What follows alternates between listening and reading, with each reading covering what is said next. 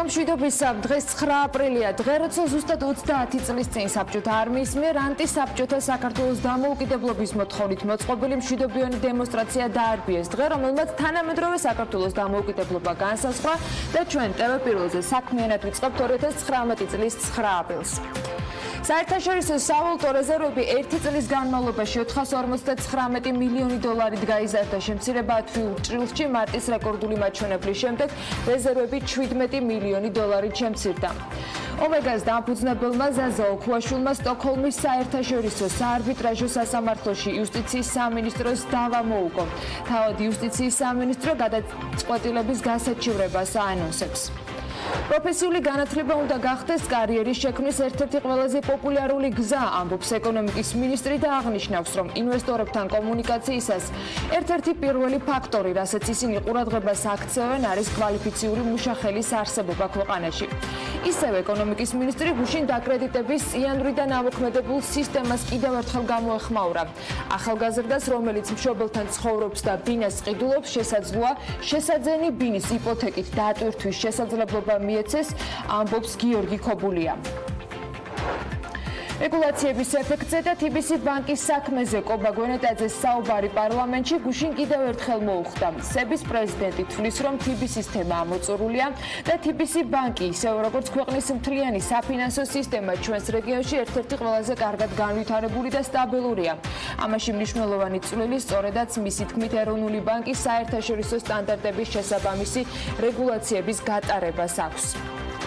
ბათუმისათვის, როგორც ევროპის წამყვანი მზარდი ტურისტული მიმართულებისათვის ხმის მიცემის დასრულებამდე 20 დღეზე ნაკლები რჩება. მსოფლიო ტურიზმის ინდუსტრიის მთავარ ღონისძიებაზე World Travel Awards-ზე ბათუმის კონკურენტებს შორის სოფია, მატერა, ბაქო, ლუბლიანა და კუნტაჰორა არიან. ქარვისფერი ღვინო, ვაზისა და ღვინის საერთაშორისო ორგანიზაციის წევრობისათვის ბოლო პროცედურებს გადის. ჩირინაკი მეფრინველეობის ახალი ფერმის აშენებას გეგმავს და კომპანიას ამისათვის სახელმწიფომ 2 ჰექტარზე მეტი მიწის ნაკვეთი პირდაპირ მიყიდვის ფორმით მიყიდა. კომპანია ვალდებულებას იღებს ამ და მიმდებარედ მის საკუთრებაში არსებულ 15 ჰექტარ მიწის ნაკვეთზე არანაკლებ 500,000 ლარის ინვესტიცია განახორციელოს. ბუნებრივი აირის უსაფრთხო მოხმარებასთან დაკავშირებით რეგულაციები უახლოეს მომავალში ამოქმედება. თბილისის მერია მოლაპარაკებებს ეკონომიკის სამინისტროსთან უკვე მიაღწია. თბილისის სატრანსპორტო კომპანია მეტროს ვაგონების მოდერნიზაციისათვის 20 მილიონ 100,000 ლარის დახარჯვა აქვს განსაზღვრული. კომპანიამ ტენდერი ამასთან დაკავშირებით უკვე გამოაცხადა.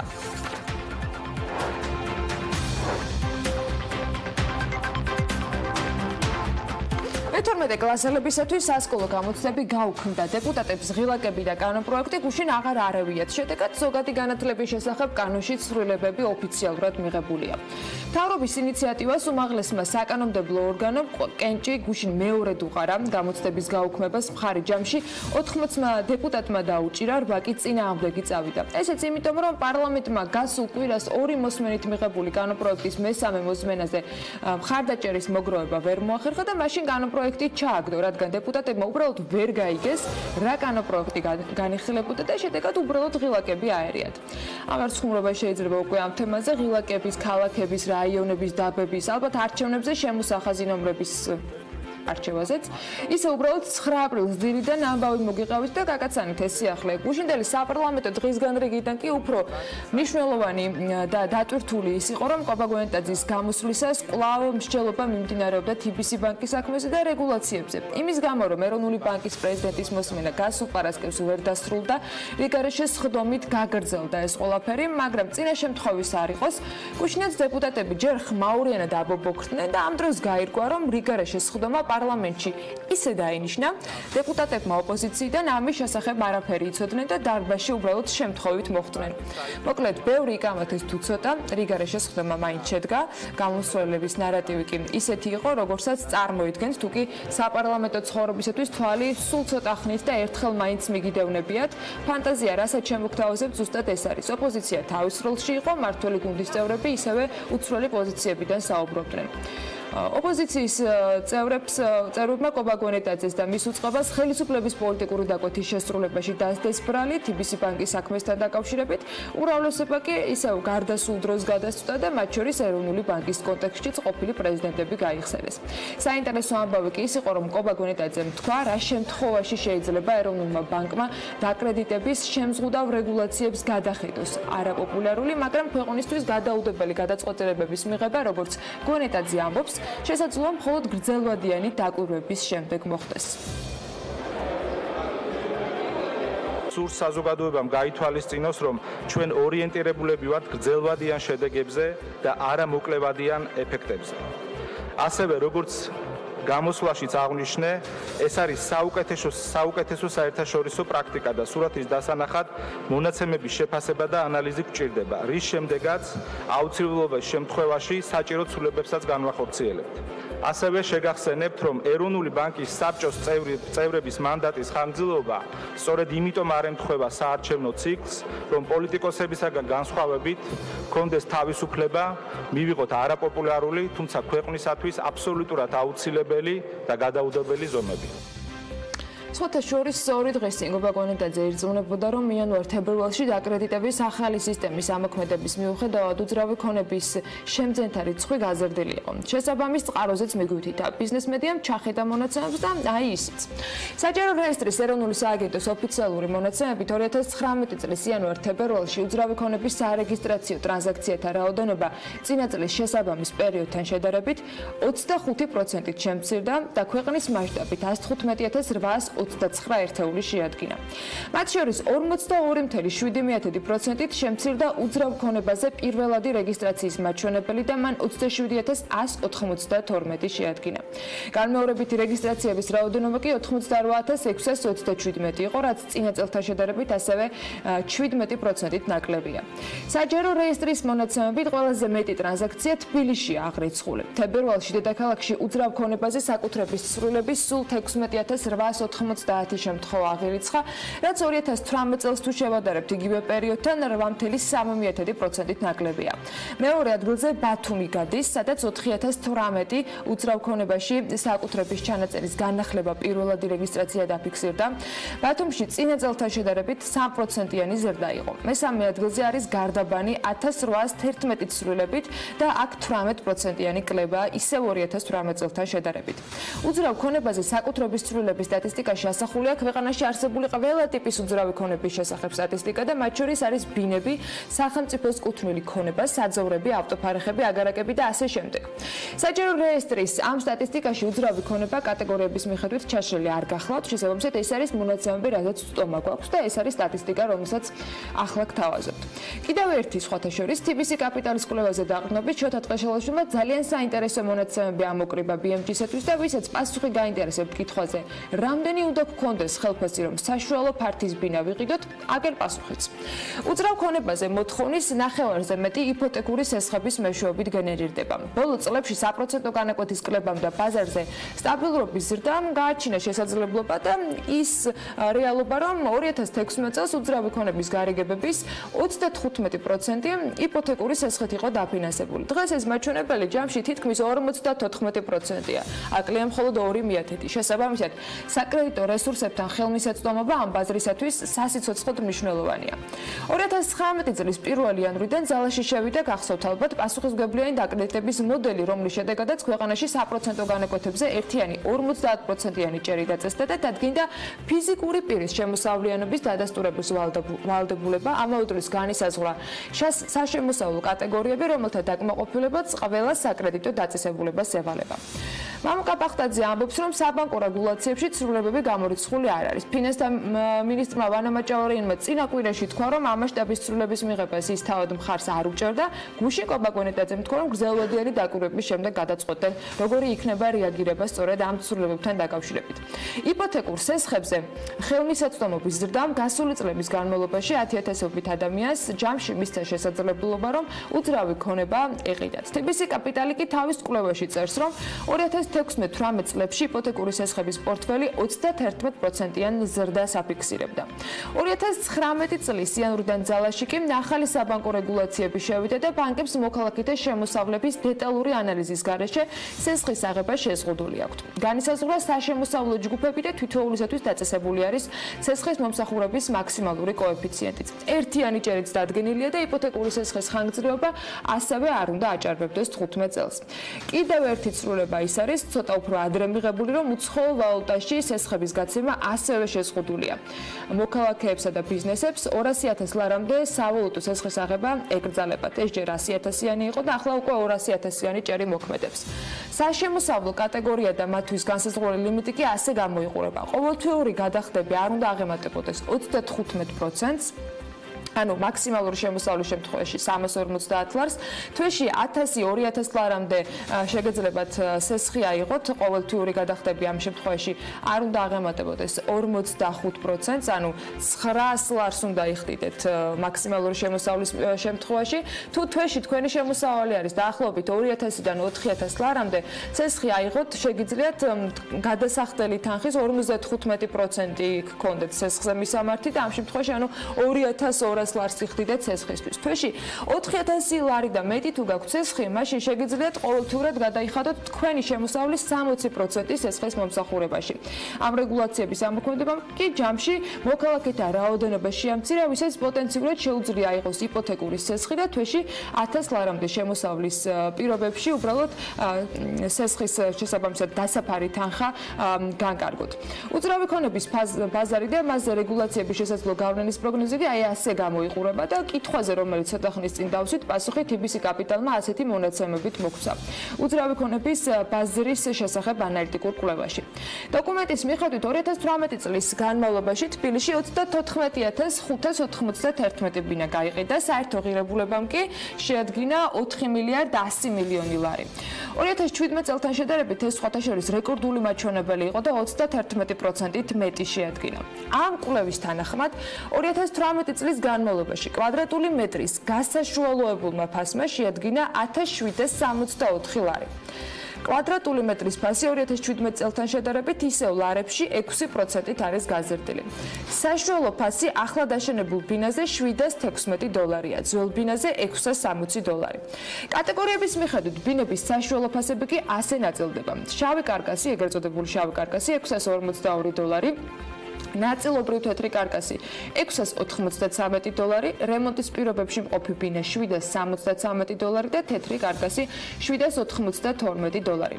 ახლად გარემონტებული ბინის შემთხვევაში კვადრატულის ფასი გასაშუალოებული 910 დოლარია. სრულად გარემონტებულის კი 1008 დოლარი. TBC კაპიტალმა ეს მონაცემები ხელფასების სტატისტიკას მოარგო და ამ კვლევის მიხედვით მოქალაქეების განკარგვადი შემოსავალი მინიმუმ 4650 ლარი უნდა იყოს, რათა მან ამ რეგულაციის მოთხოვნა დააკმაყოფილოს, რომელიც როგორც უკვე გითხარით, იანვრიდან შევიდა ძალაში და ყველა კრიტერიუმი ჩამოთვალე კიდევ ერთხელ, იმისათვის რომ შეძლოს და გაუმკლავდეს 127.000 ლარის ღირებულების იპოთეკას, რაც საშუალოდ არის 65 კვადრატული მეტრის ბინის შეძენისათვის საჭირო. მოკლედ, ასეთი შემოსავალი დღეს ყველაზე საინტერესო ის არის, რომ ქვეყანაში მხოლოდ 35.000 ადამიანს აქვს. უბედურება ის უფრო არის, ვიდრე სხვა დანარჩენი, მაგრამ ასეთი რეალობა გვაქვს. უფრო კონკრეტულად გაანგარიშებაში გათვალისწინებულია, რომ სესხის საპროცენტო განაკვეთი არის 10.9%, ბინის სრული ღირებულება კი შესაბამისად 159.500 ლარს შეადგენს. აქედან იპოთეკის მეშვეობით ღირებულების 85%, ანუ 127.000 ლარი გამოდის დაფინანსების მთლიანი რიცხვი. ამ რიცხვებს კოლბა გვენეტაძე Forbes კვირასთან ინტერვიუს დროს არ დაითანხმა და თქვა, რომ TBC კაპიტალის კვლევაში მეთოდოლოგიური ნაკლოვანებებია და სინამდვილეში იპოთეკური სესხის აღება შედარებით უფრო დაბალი შემოსავლის მოქალაქეებსაც შეუძლიათ. გვენეტაძემ თქვა ისიც, რომ 35.000-ის ნაცვლად სების შეფასებით დღეს იპოთეკურ სესხებზე ხელი 120.000 მოქალაქეს მიუწვდება. თქვენ ხართ თუ არა ან იმ 120.000 მოქალაქეში, ან 35.000-ში, ვინც ახლა დასვენების დღეს გვიყურებთ და იმედი მაქვს, რომ საქმიან გაწყობას გიქმნით, არ ვიცი, მაგრამ პასუხის განურჩევლად საქმის მიხედვით ჯობია ყველამ და მეტი შემოსავალი მივიღოთ. იმისათვის, რომ მათ შორის ასეთი რეგულაციების ფონზე კონდეს სესხის თავისუფლად აღების შესაძლებლობა და ცხოვრების გაუმჯობესების რა თქმა უნდა. ამასობაში ალექსანდრე ჯაფარიძე აღმოჩნდა ერთადერთი ქართველი ბიძინა ივანიშვილის გარდა, რომელიც ამერიკული Forbes-ის ყველაზე მდიდარი ადამიანების სიაში გვხვდება. ის რეიტინგში 2057 ადგილზეა და მისი ქონება გამოცემის ინფორმაციით 1 მილიარდად არის შეფასებული. ჯაფარიძე კომპანია პეტროალიანსის დამფუძნებელია, რომელიც მოგვიანებით მან გაყიდა. 2004 წელს კი მან ლუკოილის შვილობილი კომპანია $130 მილიონ შეიძინა და მის ბაზაზე ევრაზია დრილინგ კომპანი დაარსა. 2017 წელს ამავე კომპანიის 51% შლამბერგერმა შეიძინა. ჯაფარიძე 2013 წელს $2 მილიარდ 300 მილიონ ფლობდა და წლების განმავლობაში მისი ქონება შემცირებულია. წლევანდელ რეიტინგში კი როგორც გითხარით, მხოლოდ 1 მილიარდად არის ქონება ჯამურად შეფასებული.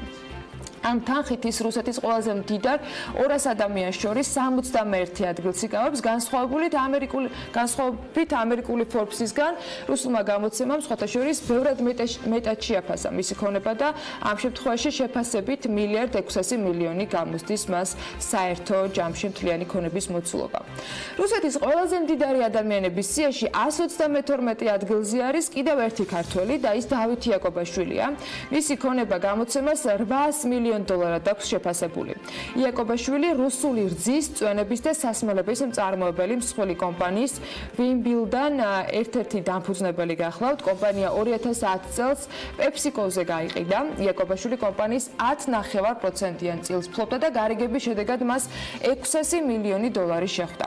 მის სახელს უკავშირდება საქართველოში არსებული ბიზნესებიც, როგორც მან ერთ-ერთ ინტერვიუში სხვათა შორის თქვა, წლების განმავლობაში მის მიერ საქართველოში განხორციელებული ინვესტიცია რამდენიმე ასეული მილიონია. 2014 წელს იაკობაშვილი Forbes-ის მილიარდერთა სიაშიც მოხვდა $1 მილიარდ 200 მილიონი მოცულობის ქონებით.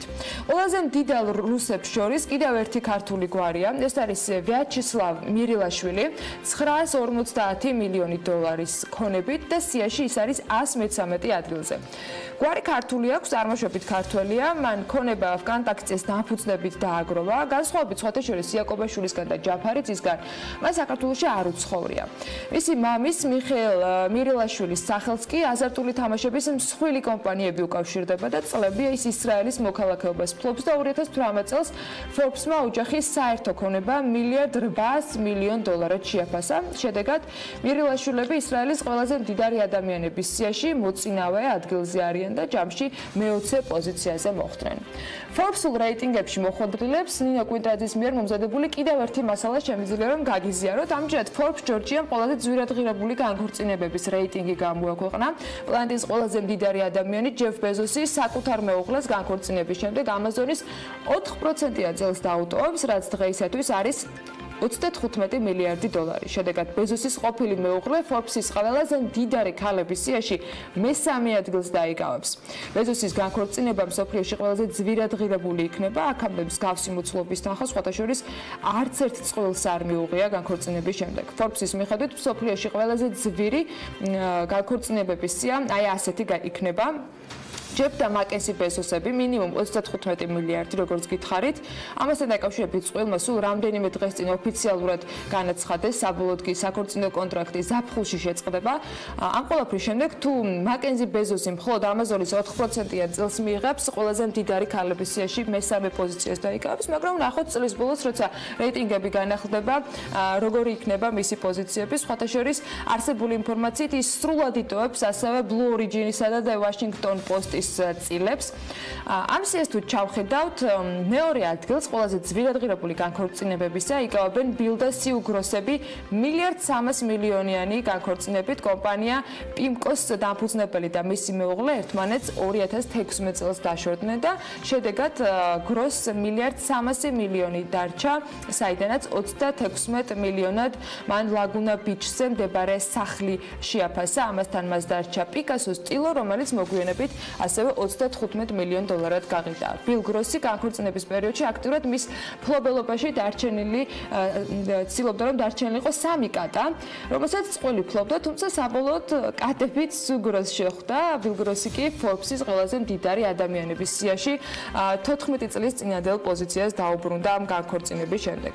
სტივ და ელიან ვაინები არიან ამ სიაში შემდეგი 850 მილიონი კაზინოების ქსელ Win Resorts-ის დამფუძნებლები 2010 წელს დაშორდნენ, თუმცა მათ გაქორწინების მე შემთხვევა იყო ეს.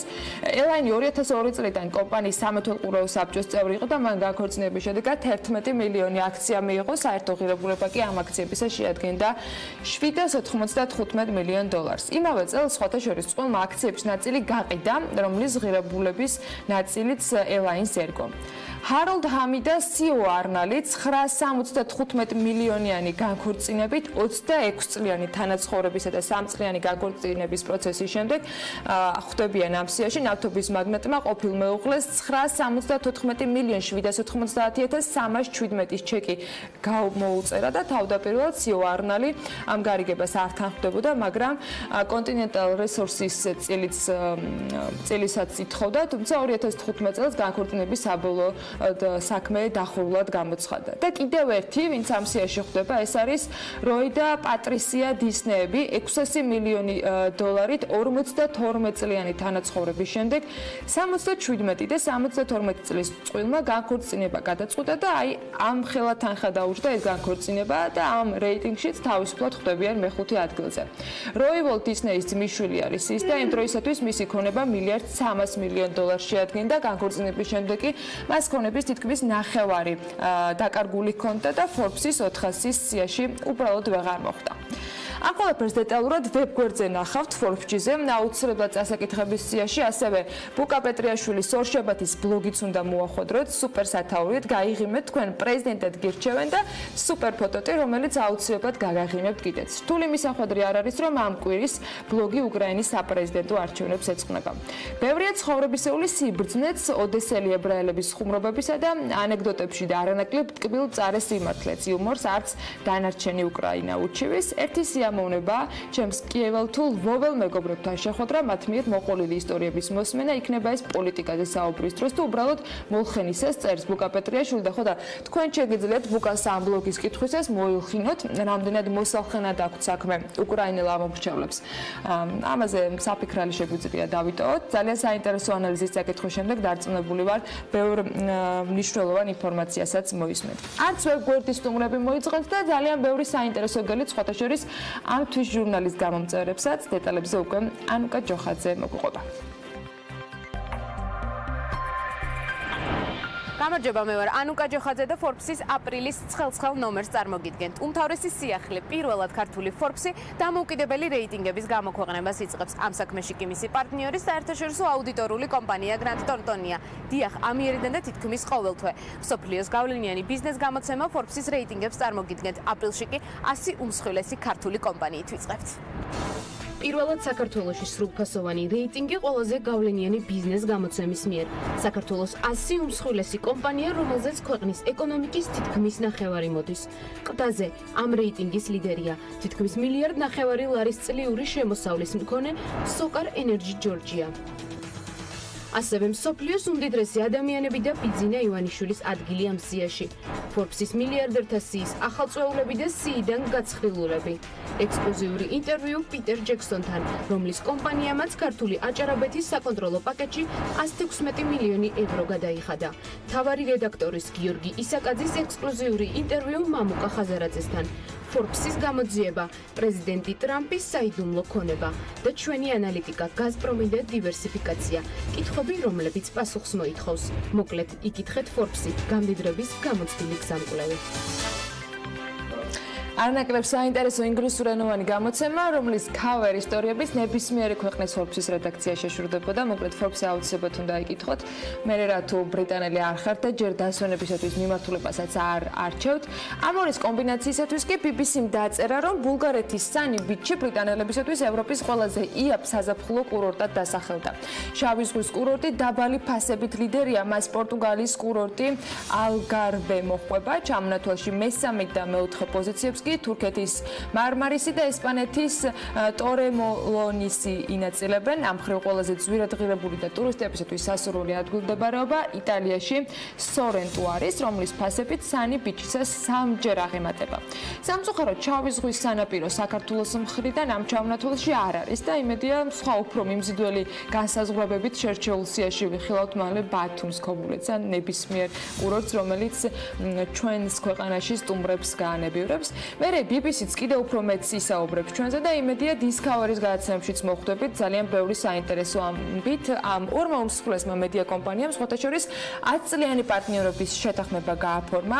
180 მილიონ ფუნტიანი გარიგების მთავარი მიზანი სატელევიზიო პროდუქციის გამოწერის ერთობლივი სერვისის შექმნა იყო. Guardian-მა დაწერა, რომ ახალი პლატფორმა Netflix-ის მსგავსად მომხმარებელს მისცემს შესაძლებლობას კატეგორიების მიხედვით შეარჩიონ სასურველი შოუ. შეთავაზება BBC-ს ექსკლუზიურ პროგრამებს, ბუნების ისტორიის, ცხოველების, თავგადასავლებისა და სამეცნიერო ჟანრის თემატიკასაც მოიცავს. Discovery-მ საკუთარ ბიბლიოთეკაში BBC-ს დოკუმენტური ფილმების ნაწილის განთავსების უფლებაც მოიპოვა და ამ თანამშრომლობის შედეგად 10 წლიანი პარტნიორობის ფარგლებში შექმნილი სერვისი დიდი ბრიტანეთის, ირლანდიის და ჩინეთის ბაზრებს დაფარავს. ამასობაში კი CNN-ი წერს, რომ Netflix-მა ამერიკელ მომხმარებელს ელექტრონული წერილები დაუგზავნა, რომლითაც შეატყობინა, რომ მაისიდან მათ სტრიმინგის მომსახურებაზე საფასური გაეზრდებათ. Netflix-მა ფასების ზრდის შესახებ ჯერ კიდევ იანვარში გააფრთხილა მომხმარებელი. მაშინ კომპანიაში თქვეს, რომ ოდნავ გაზრდილი გადასახადი მათ მეტი სატელევიზიო შოუზა ფილმების შექმნის შესაძლებლობას მისცემდა. კერძოდ, საბაზისო მომსახურება $8-დან $9-მდე გაიზარდა, HD სტრიმინგის პაკეტი კი $11-დან $13-მდე. პრემიუმ პაკეტის შემთხვევაში მაქსიმალური ფასი არის $16-მდე გაზრდილი.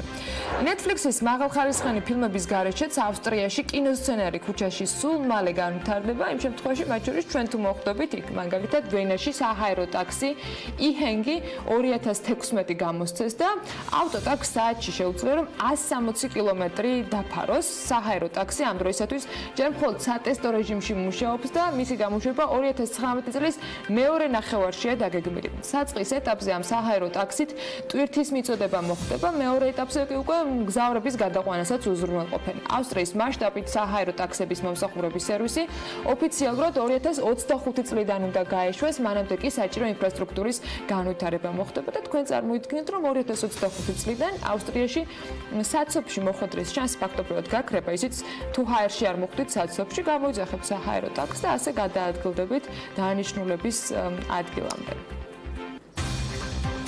ახლა დრო ისევ ქართულ რეალობას დაუბრუნდეთ. საქართველოს მთავრობამ ომეგა ჯგუფის საქმეზე სტოკჰოლმის არბიტრაჟის გადაწყვეტილებას გაასაჩივრებს. იუსტიციის სამინისტრომ გუშინ გაავრცელა განცხადება, რომლის მიხედვითაც საქართველო დაკისრებულ ხარჯებსაც არ გადაიხდის. 1 მაისიდან კი მსხვილ კომპანიებს ელექტროენერგიის შეძენა თავისუფალ ბაზარზე მოუწევთ. ყურძნისეული წარმოშობის ალკოჰოლი ან სასმელსა და ყურძნისეული წარმოშობის სპირტის მაქსიმალური კონტროლისათვის ღვინის ეროვნულმა სააგენტომ 100,000 ლარი გამოყო. კიდევ ერთი სიახლე, რომელიც BMG-მ გუშინ ექსკლუზიურად დაწერა, გიორგი ჭირაქაძემ დატოვა თანამდებობა საქართველოს ბიზნესმენთა ასოციაციას უკვე სოსო ფხაკაძე უხელმძღვანელებს. ჭირაქაძემ კოლეგებს და ასოციაციის წევრებს გადაწყვეტილების შესახებ გუშინ განცხადებით აცნობა, რომელშიც ამბობს, რომ ის ტოვებს თანამდებობას და მისი კომპანია რჩება გაერთიანებაში, რომელიც ამავე წერილის მიხედვით დღეს წევრების მაქსიმალურ რაოდენობას ითვლის. ბიზნეს გაერთიანება თითოეული ჩვენგანის ძალისხმევის, აქტიური ჩართულობის და მონდომების შედეგად საქართველოში ყველაზე გავლენიანი და ანგარიშგასაწევი ინსტიტუტია, რომელსაც პატივს სცემენ ისინი კი ვისთვისაც სრულად უცხო ბიზნესი და მასთან დაკავშირებული საკითხები. ამ თემასთან დაკავშირებით ჭირაქაძე აღნიშნავს, რომ რაც შეეხება შემცვლელს წესდების შესაბამისად მის პოსტს ასოციაციის პირველი ვიცე-პრეზიდენტი სოსო ფხაკაძე დაიკავებს. ჯერჯერობით სოსო ფხაკაძეს კომენტარი მის თანამდებობასთან დაკავშირებით არ გაუკეთებია ან არ უთქვამს, გეგმავს თუ არა უკვე არჩევნების შემდეგ მან ოფიციალურად დაიკავოს ჭირაქაძის შემცვლელის თანამდებობა. გუშინვე ომეგას დამფუძნებელმა ზაზა ოქუაშვილმა სტოკჰოლმის საერთაშორისო საარბიტრაჟო სასამართლოში იუსტიციის სამინისტროს მოუგო. განაცხადა ამ ჯგუფის აღმასრულებელმა დირექტორმა ლევან აღდგომელაშვილმა საგანგებო ბრიფინგზე და აღნიშნა, რომ ბიზნესმენმა ქართული სასამართლოს გადაწყვეტილება ორჯითის მთელი ქონების იძულებით რეალიზაციაზე საერთაშორისო საარბიტრაჟო სასამართლოში გაასაჩივრა და ეს პროცესი ნაწილობრივ მოგებულია. სტოკჰოლმის საერთაშორისო სასამართლოს საგანგებო მოსამართლის გადაწყვეტილებით საქართველოს ხელისუფლებას აეკრძალა საქართველოს სასამართლოს ძალაში შესული გადაწყვეტილების აღსრულება. ასევე საქართველოს მხარეს დაეკისრა საერთაშორისო სასამართლოს ბაჟის იურიდიული ხარჯისა და მათზე ლონდონის ბანკთაშორისი შეთავაზების ინდექსის მიხედვით დარიცხული 2%-იანი სარგებლის კომპენსაცია გზაზე ოქუაშვილის სასარგებლოდ. სტოკჰოლმის საგანგებო არბიტრაჟის გადაწყვეტილება არის სავალდებულო საქართველოს მხარესათვის. კომპანიას აქტივობის სავალდებულო წესით რეალიზაციის შესახებ 2019 წლის 22 თებერვალს ეცნობა ამ დავაში საქართველოს მხარეს იუსტიციის სამინისტროს წარმოადგენდა, რომელსაც დაქირავებული ყავდა საერთაშორისო იურიდიული კომპანია და როგორც აღდგომელაშვილი განმარტავს, საქართველოს ბიუჯეტს ამ ეტაპზე ეს ხარჯი დაახლოებით 800,000 ლარი უჯდება, თუმცა მომავალში კიდევ უფრო უნდა გაიზარდოს დანახარჯი. სამინისტროს აყვანილი ყავდა ფრანგული კომპანია თავის ინტერესების დაცვისათვის და რომ დაეცვა თავის ინტერესები საერთაშორისო საარბიტრაჟო სასამართლოში. ხარჯის გათვალისწინებით ეს დაახლოებით ბიუჯეტს დაუჯდება დაახლოებით 700,000 ლარი.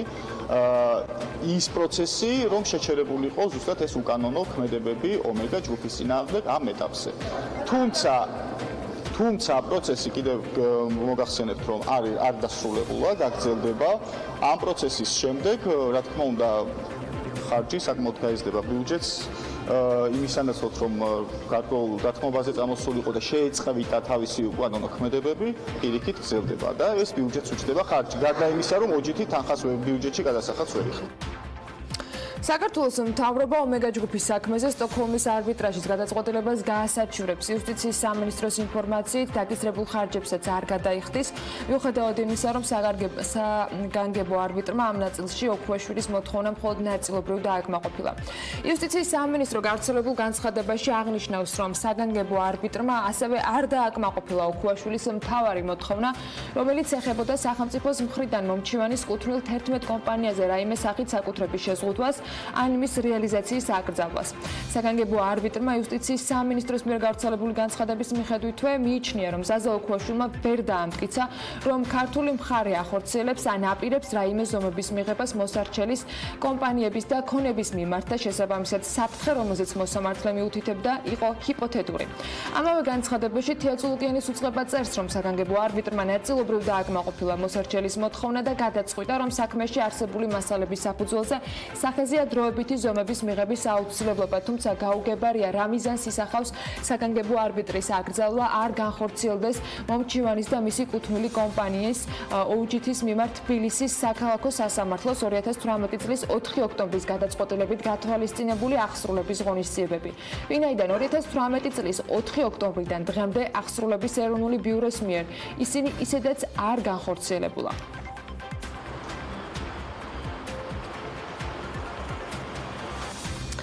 ბრიფინგზე, რომელიც ომეგა ჯგუფის აღმასრულებელმა დირექტორმა ლევან აღდგომელაშვილმა გამართა კითხვა დაისვა ტელეკომპანია იბერიას მუშაობის განახლებასთან დაკავშირებითაც, რასაც აღდგომელაშვილის ასეთი კომენტარი მოჰყვა. მოდით მოვისმინოთ მისი პასუხი. ტელეკომპანია იბერიას მუშაობა ეს თავიდან მე შარშანაც ვამბობდი ამას, როდესაც პირველად 26 ოქტომბერს მიეცა კომპანიის აქციური მარკები, მაშინაც მოგახსენეთ, მას მერეც ტელეკომპანიის მუშაობის განახლება იგეგმება. უბრალოდ ეს დამოკიდებული არის, კიდევ ერთხელ ვამბობ, როდის მოხდება ეს ფინანსურ მდგომარეობაზე მთელი ომეგა ჯგუფის. ჯორჯიან კაპიტალმა განახლება ენერგიის ბიზნესის მესტი ჭალაჰესის პირველი ფაზა ჩაუშვა, ამის პარალელურად კი გრძელდება მუშაობა მეორე ფაზის გაშვებაზე, რომელიც მიმდინარე წლის ივნისშია დაგეგმილი. კომპანიის აღმასრულებელი დირექტორის და თავმჯდომარის ირაკლი გილაურის განცხადებით, კომპანიას განახლებადი ენერგიის ბიზნესი წარმატებით შედგა და უკვე ბიზნესის შემოსავლის მობილიზებას დაიწყებს. 50 მეგავატიანი კასკადი სვანეთის რეგიონში საქართველოს ჩრდილო-დასავლეთ მხარეში მდებარეობს. კომპანიის განცხადებით საუკეთესო ევროპული მოწყობილობებით ჰიდროელექტროსადგურის მშენებლობა 2017 წლის მაისშია დაანონსებული და მათივე ინფორმაციით ფაქტობრივმა ხარჯმა 1 მეგავატზე $1,200,000 შეადგინა, საიდანაც 70% სესხით ადგილობრივი და საერთაშორისო ფინანსური ინსტიტუციების მიერ იყო დაფინანსებული. ჯორჯია კაპიტალის გათვალისწინებით მესტია ჭალაჰესის წმინდა წლიური გენერაცია 171 გიგავატი უნდა იყოს.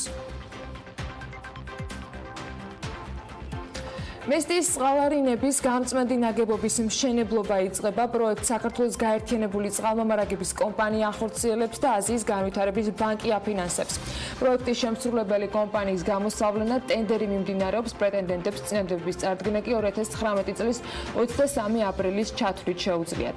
პროექტის ფარგლებში უნდა აშენდეს თანამედროვე და საერთაშორისო სტანდარტების შესაბამისი წყალარინების გამწმენდი ნაგებობა, რომელიც ჩამდინარე წყლების წმენდა სრული ბიოლოგიური ციკლის დაცვით განახორციელებს. პირველი მაისიდან მსხვილ კომპანიებს ელექტროენერგიის შეძენა თავისუფალ ბაზარზე მოუწევთ. უკვე განისაზღვრა კრიტერიუმები, რომლის დაკმაყოფილების შემთხვევაშიც საწარმო ვალდებულია პირდაპირ მომხმარებლად დარეგისტრირდეს. ვალდებულება შეეხება იმ კომპანიებს, რომლებიც თვეში მინიმუმ 5 მილიონ კილოვატ-საათ ელექტროენერგიას მოიხმარენ და ამ ელექტროენერგიას ან მის ნაწილს იღებენ 35-110 კილოვატის ძაბვის ან 6-10 კილოვატის ძაბვის მდებარე მიწოდების წერტილებიდან. წყალმომარაგების ლიცენზიის მფლობელი სუბიექტებისათვის კი მიწისქვეშა მტკნარი წყლის მოპოვების ლიცენზიის პირდაპირ წესით გაცემა შესაძლებელი იქნება. მოქმედი კანონმდებლობით ბუნებრივი რესურსების სარგებლობის ლიცენზიის გაცემა აუქციონის წესით ხდება, თუმცა არის გამონაკლისი, რომელიც ტურისტულ და რეკრეაციულ ზონებზე ვრცელდება. მთავრობა პარლამენტს ლიცენზიებისა და ნებართვების შესახებ კანონში ცვლილებებს თავაზობს. ამ კანონში დაგეგმილი ცვლილებების მიხედვით კი იქმნება სამართლებრივი მექანიზმი იმისთვის, რომ პირდაპირ წესით გაიცეს ლიცენზია მიწისქვეშა მტკნარი წყლის მოპოვებისათვის. ჯავახეთის ეროვნულ პარკში კარწახის ტბის მიმდებარედ 2 ახალი ეკოტურისტული კოტეჯი აშენდება. პროექტის განსახორციელებლად 113.772 ლარი გამოიყოფა, საიდანაც 73.950 ლარს ემპარტის პროგრამის ფარგლებში არასამთავრობო ორგანიზაცია მერსი კორპსი გამოყოფს. დარჩენილ 39.820 ლარს კი დაცული ტერიტორიების სააგენტოს სახელით კავკასიის ბუნების ფონდი დააფინანსებს.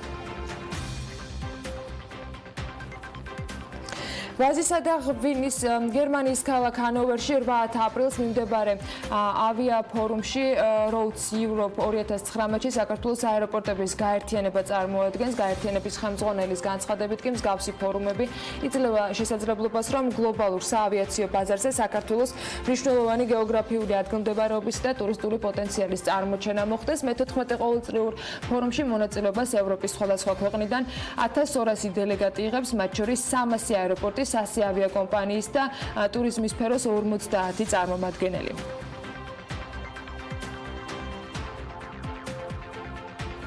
ვაზისა და ღვინის საერთაშორისო ორგანიზაციის სპეციალური ღვინოების ჩამონათვალში შეტანისათვის ქართული ღვინო ბოლო პროცედურებს გადის. ქართული ტრადიციული მეთოდებით დამზადებულმა ღვინომ პარიზში გამართულ სამუშაო შეხვედრის მონაწილეების სრული მხარდაჭერა მოიპოვა.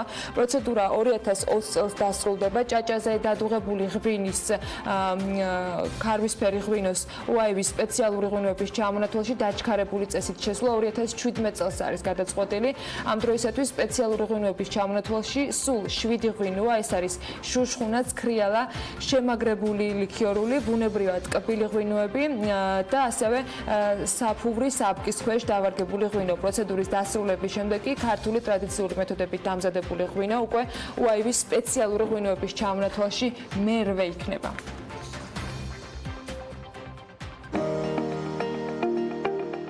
ამინდის პროგნოზის სპონსორია სადაზღვევო კომპანია უნისონი. თავისუფალი დაზღვევა თქვენი სიმშვიდისათვის. ახლა უკვე ამინდის პროგნოზის დროა საქმიანი დილის ეთერში. გარემოს ეროვნული სააგენტო კი გვატყობინებს, რომ ამინდი გამტარებებული იქნება სამხრეთის რაიონებიდან გავრცელებული თბილი ჰაერის მასების და ამიერკავკასიის ჩრდილო-აღმოსავლეთით მდგარი შედარებით ცივი ჰაერის მასების ურთიერთქმედებით. რო გამოშვებით, საქართველოში ღრუბლიანობა მოიმატებს. დასავლეთ საქართველოში უნალექო ამინდს ველოდებით. აღმოსავლეთში დღის მეორე ნახევრიდან ზოგან იქნება ხანმოკლე წვიმა და ელჭექი და იქროლებს აღმოსავლეთის მიმართულების ქარი. სოხუმში 21 გრადუსამდე გათბება ჰაერი, 23 გრადუსი იქნება ბათუმსა და ქობულეთში, ქუთაისში 29 გრადუსია მოსალოდნელი, ზუგდიდში 30 გრადუსი იქნება, ანაკლიაში 23 გრადუსი დაფიქსირდება, ოზურგეთში 30 გრადუსი მიაღწევს ტემპერატურა, 25 გრადუსია ნავარაუდები, ონში და გორში, ცხინვალში, მარნეულში და რუსთავში კი მაქსიმუმ 24 გრადუსი დაფიქსირდება. ახალციხეში 23 გრადუსია ნავარაუდები, ბორჯომში 25, ბაკურიანში 18 გრადუსი იქნება, ისევე როგორც ახალ ქალაქში. სტეფანწმინდაში კი სხვათა შორის 12 გრადუსია მხოლოდ ნავარაუდები და შესაძლოა იყოს ხანმოკლე წვიმა და ელჭექი. თელავში დღის მეორე ნახევრიდან იქნება ასევე ხანმოკლე წვიმა და ელჭექი და 23 გრადუსს მიაღწევს ტემპერატურა. რაც შეეხება დედაქალაქს, თბილისში დრო გამოშვებით ღრუბლიანობა მოიმატებს, უმეტესად უნალექოდ ჩაევლის დღე, იქროლებს სამხრეთ-აღმოსავლეთის მიმართულების ქარი და ჰაერის მაქსიმალური ტემპერატურა 24 გრადუსია ნავარაუდები. ასეთი ამითი იქნება მთელი საქართველოს მასშტაბით, თბილისში და სხვა ქალაქებში შედარებით დათმა აშკარად. მოკლედ გაზაფხული თანდათან უფრო ძალებს იკრებს და მე მგონი ზაფხულის ტემპერატურა შემოგვეჩვია ამ ორი დღის განმავლობაში. ასეთი 9 აპრილი დავიწყეთ საქმიანად, სულ რამდენიმე წუთში კი უკვე სტუმრებს უმასპინძლებთ.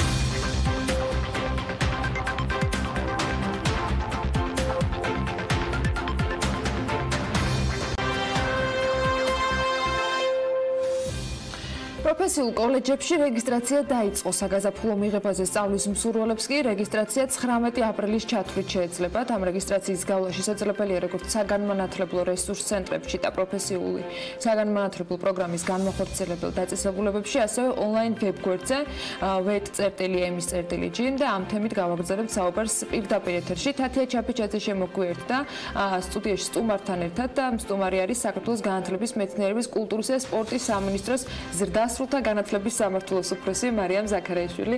მოგესალმებით. დილა თათია. სამინისტროს სახელი ისე გაიზარდა და თანამდებობასრულად. სასიამოვნოა, მოკლედ პროფესიული კოლეჯების მიმართულებით სულ ცოტა ხნის წინ პრემიერმაც დაანონსა, რომ რიგი ცვლილებები იგეგმება, მათ შორის ხელფასების ზრდის კუთხით, ასევე ის, რომ წელს პირველად კერძო კოლეჯებსაც შეეძლოთ ჩართვა. მოდით პირველ რიგში ამ თემით დავიწყოთ, რადგან სიახლეა და განუმარტოთ მაყურებას. ამ მიღებაზე ესწრება თუ არა ამ კოლეჯების ჩართვა და ხელფასებს რაც შეეხება აისახა თუ არა უკვე დასაქმებულებს. დიდი მადლობა, რომ ამ თემით დაინტერესდით. დიახ, ჩვენ უკვე მოვახერხეთ ის, რომ მასწავლებლები მეორე სემესტრიდან მიიღებენ გაზრდილ ხელფასს, რაც ძალიან დიდი ხანი იყო სასურველი მათთვის და გვიხარია, რომ გაორმაგებული და ბიუჯეტის ფარგლებში ჩვენ შევძელით 30%-ით გაგვეზარდა მათი დაფინანსება, რაც ძალიან დიდი მიღწევაა. ასევე შევიდა ცვლილება და მთავრობა მიიღო დადგენილება, რომლის მიხედვითაც კერძო კოლეჯებს უკვე მიენიჭათ უფლება, რომ სახელმწიფოსაგან მიიღონ დაფინანსება.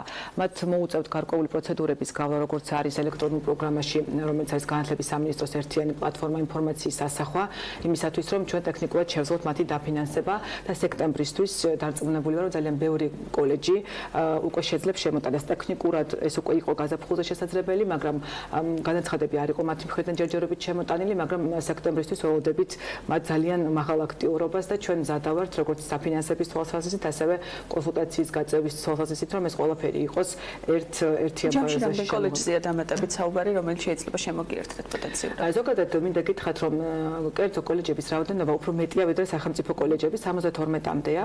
ალბათ დაახლოებით ვფიქრობ, რომ ნახევარმა მაინც უნდა მოინდომოს თუ ყველამ არა შემოტანა და ამ სიკეთით სარგებლობა, იმიტომ რომ ისინი ძალიან დიდი ხნის განმავლობაში ადვოკატირებას უწევდნენ იდეას, რომ სახელმწიფოს მხრიდან მიეღო დაფინანსება. შესაბამისად, მინიმუმ ნახევარი, ესე ვთქვათ, 10 კოლეჯი მაინც უნდა შემოგვიერთდეს. და ამ ეტაპზე რო ვთქვათ, დღესდღეობით გაზაფხულო სესიაზე რაც უკვე ითქვა, რამდენ კოლეჯში ცხადდება და რამდენ პროგრამაზე ცხადდება, მიიღება უფრო დეტალურად მსურველებს, რომ მივაწოდოთ ინფორმაცია, რის შეუძლია ასევე მონაწილეობის მიღება. მოგახსენებთ, ანუ როგორც იცით, 8 აპრილიდან 19 აპრილის ჩართულთა როგორც თქვენ კოლეგამ მოგახსენეთ, რაც შეეხება ვის შეუძლია პროფესიულ საგანმანათლებლო დაწესებულებაში რომ მიმართოს, არის ერთადერთი პირობა, რომელიც საჭიროა ამ შემთხვევაში, ეს არის 9 კლასის დამამთავრებელი ატესტატი. ყველა იმ ადამიანს, ვისაც 9 კლასის დამამთავრებელი ატესტატი აქვს და ზედაზღვარი არ გვაქვს განსაზღვრული, შეიძლება მოზრდილებმა და ხანდაზმულებმაც მოგმართონ, მიიღონ მონაწილეობა ამ პროცესში. რეგისტრაცია შეიძლება გაიარონ ონლაინ, ან მივიდნენ თვითონ პროფესიულ საგანმანათლებლო დაწესებულებაში, ან ადგილობრივ საგანმანათლებლო რესურს ცენტრში. ყველა ამ ლოკაციაზე შესაძლებელია 3000 ადგილი არის საგაზაფხულო მიღებისათვის.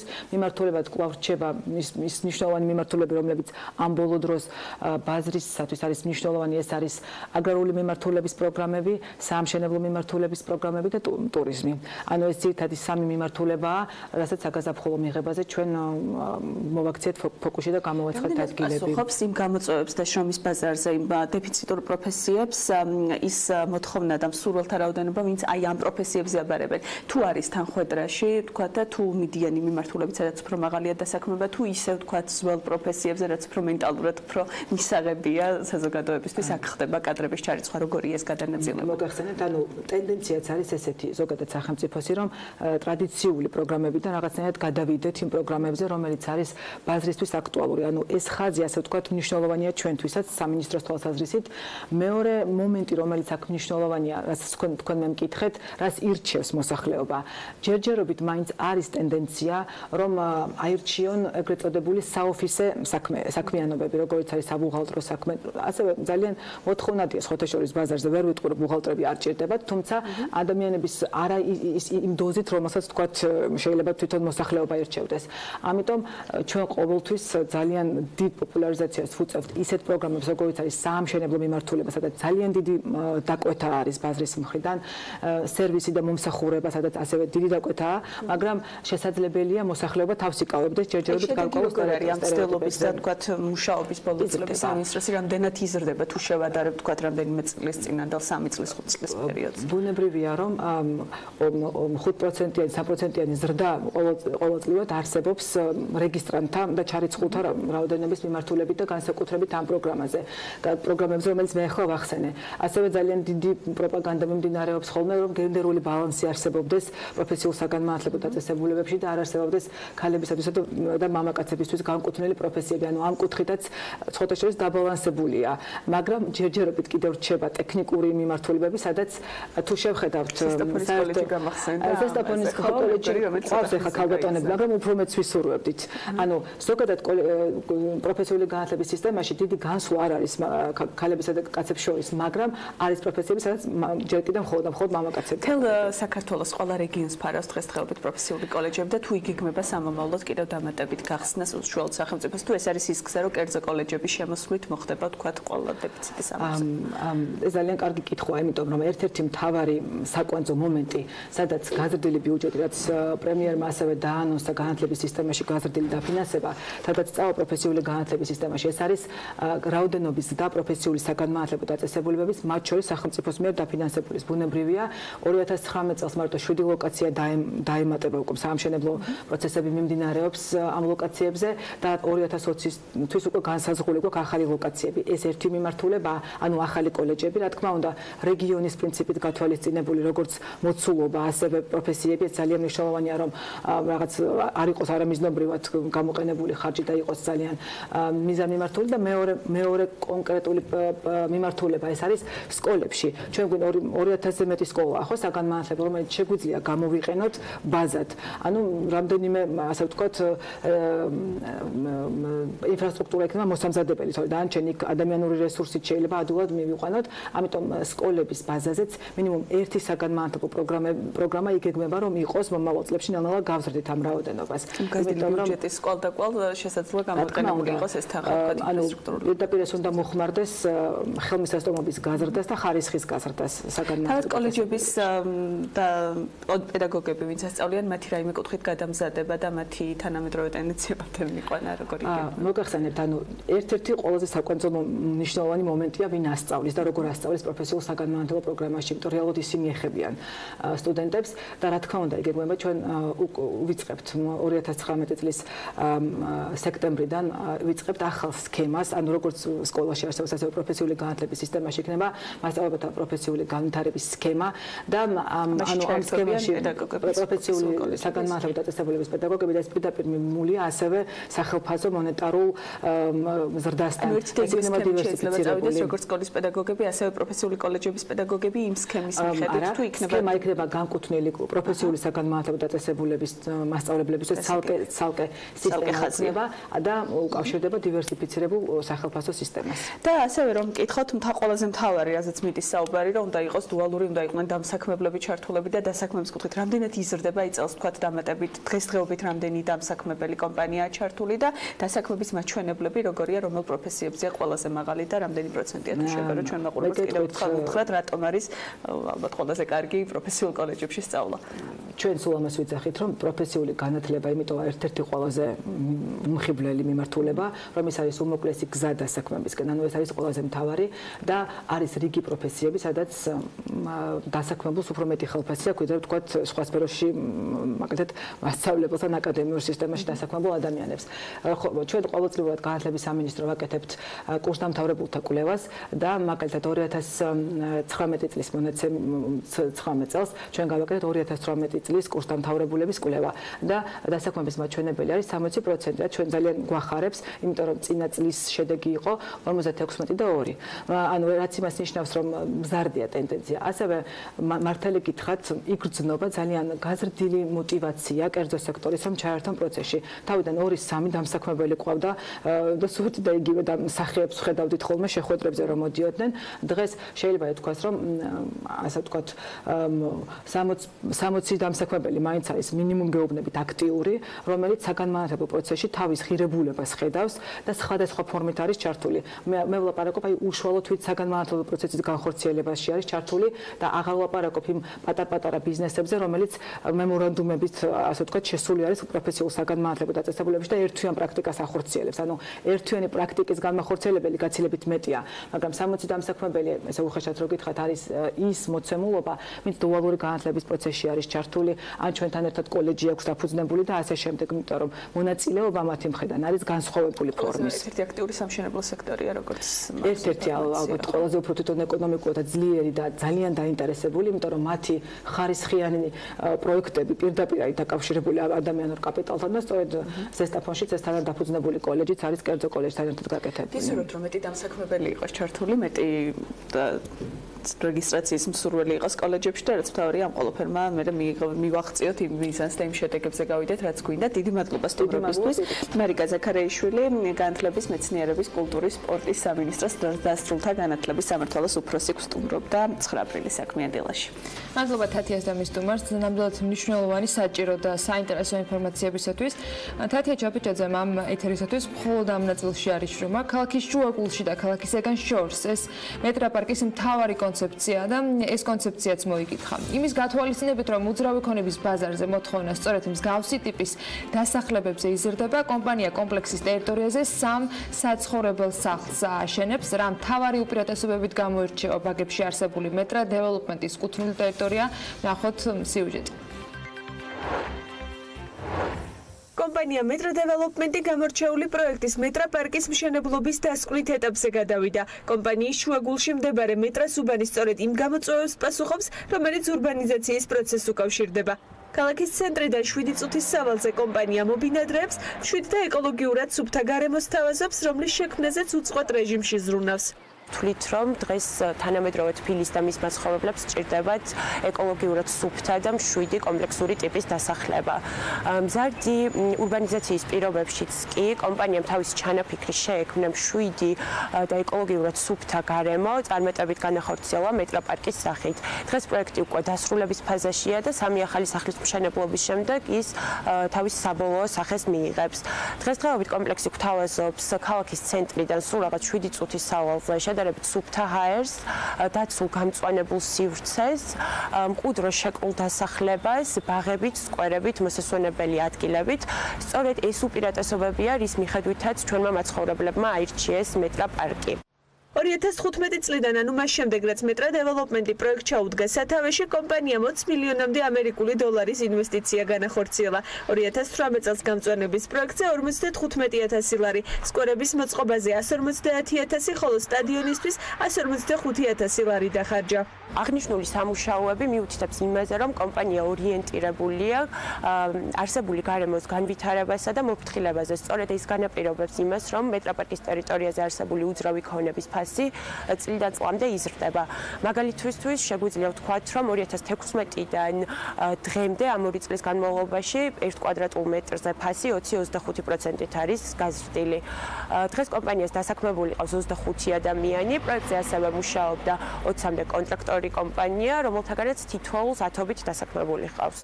უძრავი ქონების ვებ-პორტალის All Property-ის წარმომადგენელი ბაზრის ბოლო ტენდენციებზე ამახვილებს ყურადღებას, რომლის მიხედვითაც ბაზარზე მოთხოვნა სწორედ მეტრა პარკის მსგავს დასახლებებზე იზრდება. დავით მირიანაშვილის სამომავლოდ მსგავს კომპლექსებში ფასების ზრდასაც პროგნოზირებს.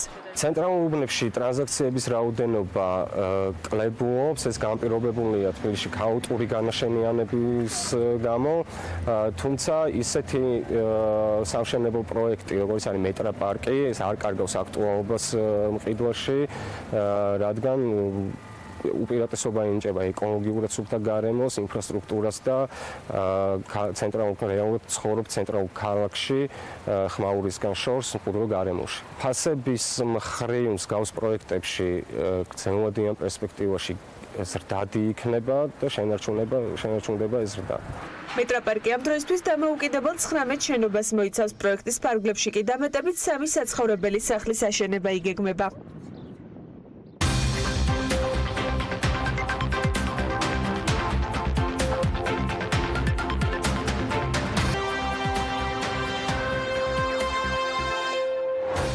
საპენსიო სააგენტოს 2018 წლის ანგარიშგების გარე აუდიტს EY შეუსრულებს.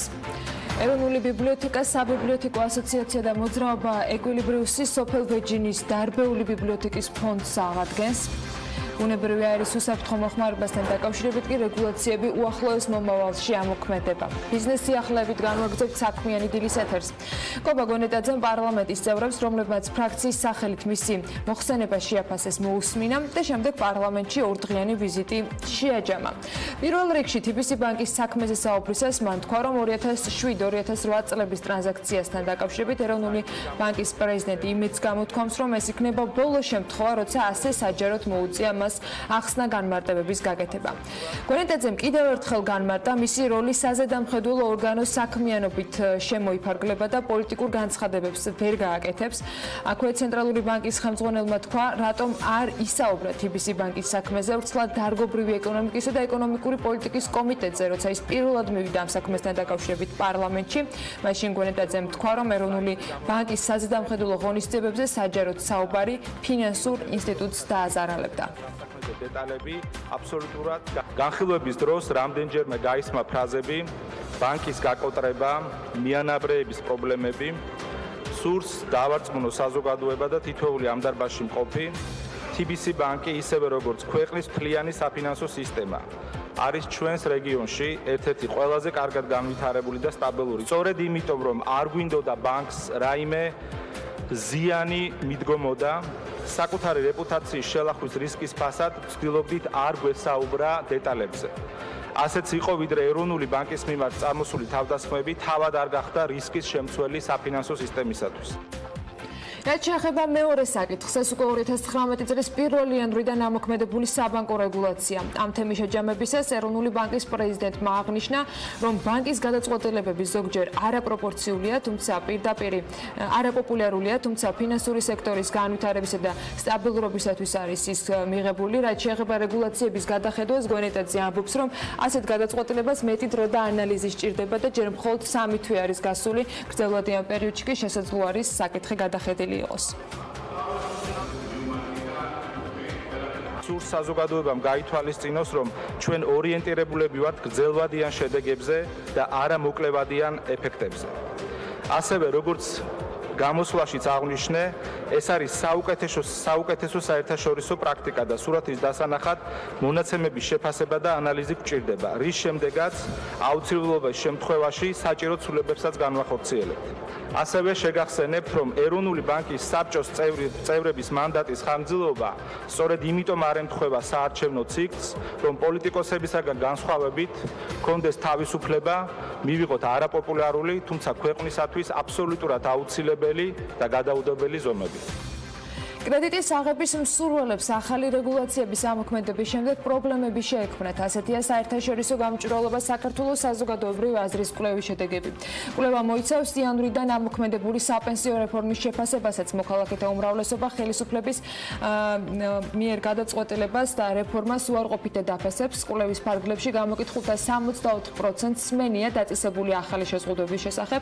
ცვლილებების ამოქმედების შემდეგ გამოკითხულთა 14%-მა სცადა ახალი კრედიტის აღება, რომელთაგანაც 64%-ს ესხის აღების პროცესში პრობლემები შეექმნა. გამოკითხულთა 87%-ს ამ კვლევის თანახმად სმენია ახალი საპენსიო სქემის შესახებ, თუმცა ამ ადამიანთა უმრავლესობა, ანუ 53% ამ პროგრამას უარყოფითად აფასებს. ფინანსთა სამინისტროს სახაზინო ვალდებულებების აუქციონზე 20 მილიონი ლარის ნომინალური ღირებულების 182 დღიანი ვადიანობის ფასიანი ქაღალდებია გაყიდული. აუქციონში მონაწილეობა კი 6-მა კომერციულმა ბანკმა მიიღო, მოთხოვნა 48 მილიონი ლარი შეადგინა. მინიმალური საპროცენტო განაკვეთი 6.58%-ით, მაქსიმალური კი 6.7%-ით, საშუალო კი 6.65%-ით განისაზღვრა. შეეხება ისევ საპენსიო სააგენტოს, პარლამენტმა ამ სააგენტოს 2018 წლის ანგარიშგების გარე აუდიტის განსახორციელებლად აუდიტორული ფირმა შეურჩია. საკანონმდებლო ორგანოს გადაწყვეტილებაში აღნიშნულია, რომ სააგენტოს აუდიტს ერნსტ ენდ იანგი, ანუ EY განახორციელებს. სააგენტოს 2018 წლის ანგარიშგების გარე აუდიტის ხარჯები აანაზღაურეს საჯარო სამართლის იურიდიულმა პირმა, ანუ საპენსიო სააგენტომ. დაევალა საპენსიო სააგენტოს აუდიტორულ ფირმასთან, შეპეს EY-სთან, ასევე ხელშეკრულების გაფორმება. ამასთან დაკავშირებით პარლამენტის მიერ მიღებულ გადაწყვეტილებაში აღნიშნული შემოწმების სრული ღირებულება კი 29500 ლარით არის განსაზღვრული. ბუნებრივი აირის უსაფრთხო მოხმარებასთან დაკავშირებით რეგულაციები უახლოეს მომავალში ამოქმედება. მერიამ შეთანხმებას ეკონომიკის სამინისტროსთან მიაღწია. კახაკალაძე მიიჩნევს, რომ საცხოვრებელ კორპუსებში ბუნებრივი აირის გაჟონვის სამომცნობი დეტექტორების დამონტაჟება აუცილებელია. მისივე თქმით, შესაბამის სამინისტროებს საკუთარი მოსაზრება მერიამ უკვე წარუდგინა. თბილისის სატრანსპორტო კომპანია მეტროს ვაგონების მოდერნიზაციისათვის 20 მილიონ 100,000 ლარს დახარჯავს. კომპანიამ ტენდერი გამოაცხადა. გამარჯვებული კომპანია მეტროს 15 შუალედურ ვაგონს კაპიტალურ რემონტს ჩაუტარებს. განახდება ვაგონების ძარა, ხოლო შიდა ინტერიერი ძნელწევადი მასალით მოპირკეთდება. ვაგონებში ასევე დამონტაჟდება თანამედროვე განათებები, მონიტორები, ვიდეოკამერები და USB პორტები. ტენდერში წინადადების წარდგენის ვადა 22 აპრილს ამოიწურება. თელავის მუნიციპალიტეტის მერის მოადგილემ კი თანამდებობა დატოვა. ალექსანდრე საჩიშვილი ამ გადაწყვეტილებას ჯანმრთელობის პრობლემებს უკავშირებს. საჩიშვილი სამკურნალოდ საზღვარგარეთ გეგმავს წასვლას. კახეთის ხმასთან საუბარში ამბობს, რომ თანამდებობას საკუთარი სურვილით დატოვა და მიზეზად ჯანმრთელობის მდგომარეობას ასახელებს. საჩიშვილი თელავის მუნიციპალიტეტის მერის მოადგილედ 2017 წელს დაინიშნა. მანამდე მას თელავის მერის მოადგილის თანამდებობა 2014 წლის აგვისტოდან ეკავა.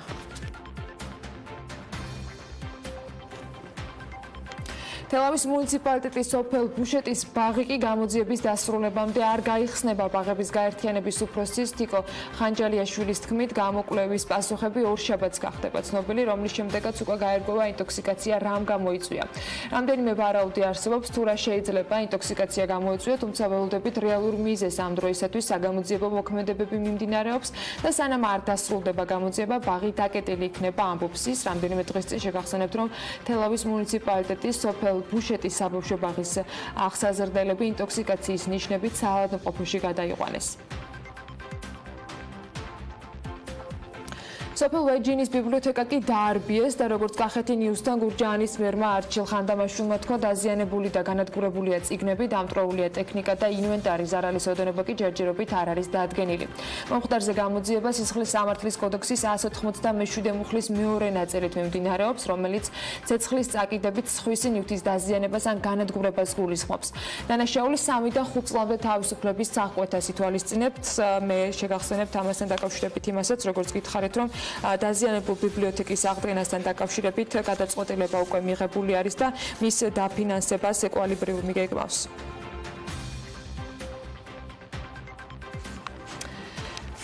Facebook-ი განიხილავს შესაძლებლობას, რომ აფრიკის კონტინენტის გარშემო წყალქვეშ ოპტიკურ ბოჭკოვანი კაბელი განათავსოს. პროექტის მიზანია კონტინენტისათვის ფართოზოლოვანი ინტერნეტის მისაწოდებლად დანახარჯების შემცირება და ახალი მომხმარებლების მოზიდვა სპეციალურ ქსელში. Wall Street Journal-მა დაწერა, რომ კომპანიაში ფიქრობენ, რომ მსგავსი კაბელი აფრიკის კონტინენტის დასავლეთ, აღმოსავლეთ და ჩრდილოეთ ხმელთაშუა ზღვის სანაპიროებზე უნდა იყოს გატარებული. შედეგად კი გააერთიანონ კონტინენტის რამდენიმე ქვეყანა. გამოცემა აზუსტებს, რომ პროექტი სახელწოდებით სიმბათი იქნება განხორციელებული. Facebook-ის წარმომადგენლებმა ტრიევის როდმა ამასთან დაკავშირებით საუბრისას თავი შეიკავა დეტალებისაგან და მხოლოდ ის თქვა, რომ კომპანია განიხილავს მთელ მსოფლიოს, როდესაც საქმე ეხება წყალქვეშა კაბელებს. გამოცემა აღნიშნავს, რომ პროექტი ჯერ განხილვის სტადიაზეა და საბოლოო გადაწყვეტილება შესაძლოა არც მიიღონ. ცენტრალურ ლონდონში კი დაბალი ემისიების ზონები მოეწყობა. ძველ დამოუკიდებლად ჰაერის დამაბინძურებელი ავტომობილების მფლობელებს ამ ზონაში შესასვლელად დღის ნებისმიერ მონაკვეთში გადასახადის გადახდა მოუწევთ. ლონდონის სატრანსპორტო კომპანია იმედოვნებს, რომ ეს ნაბიჯი დედაქალაქში განსაკუთრებით დამაბინძურებელი ძველი ავტომობილების რაოდენობას შეამცირებს. კომპანიის შეფასებით ცვლილება ყოველდღიურად ლონდონში მოძრავ დაახლოებით 40,000 ავტომობილს შეეხება. Volkswagen-ის 5 ელექტროავტომობილი, რომლებიც ავტონომიურობის უახლესი ტექნოლოგიით არიან აღჭურვილები, გერმანიის ქალაქ ჰამბურგის გზებზე გამოჩნდებიან. ავტომწარმოებელმა ოფიციალურად გამოაცხადა, რომ ამ მანქანებს მეოთხე დონის ავტონომიურობით ტესტირება უკვე გავლილი აქვთ.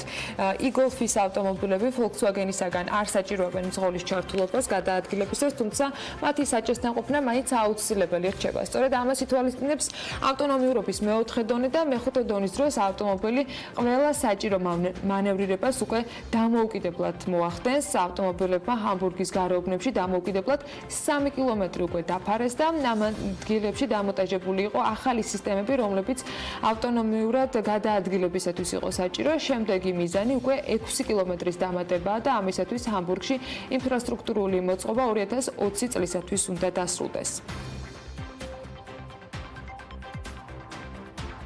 ჰარანის ექსპერტებმა კი იმ ქალაქების რეიტინგი შეადგინეს, სადაც უძრავი ქონების სფეროში მილიარდერების ყველაზე დიდი წილია თავმოყრილი. ამ კვლევაში 239 მილიარდერი მოხვდა და აქედან 58% აღმოჩნდა, რომ ჩინეთიდან არის, 11% შეერთებული შტატებიდან, 7 კი დიდი ბრიტანეთიდან.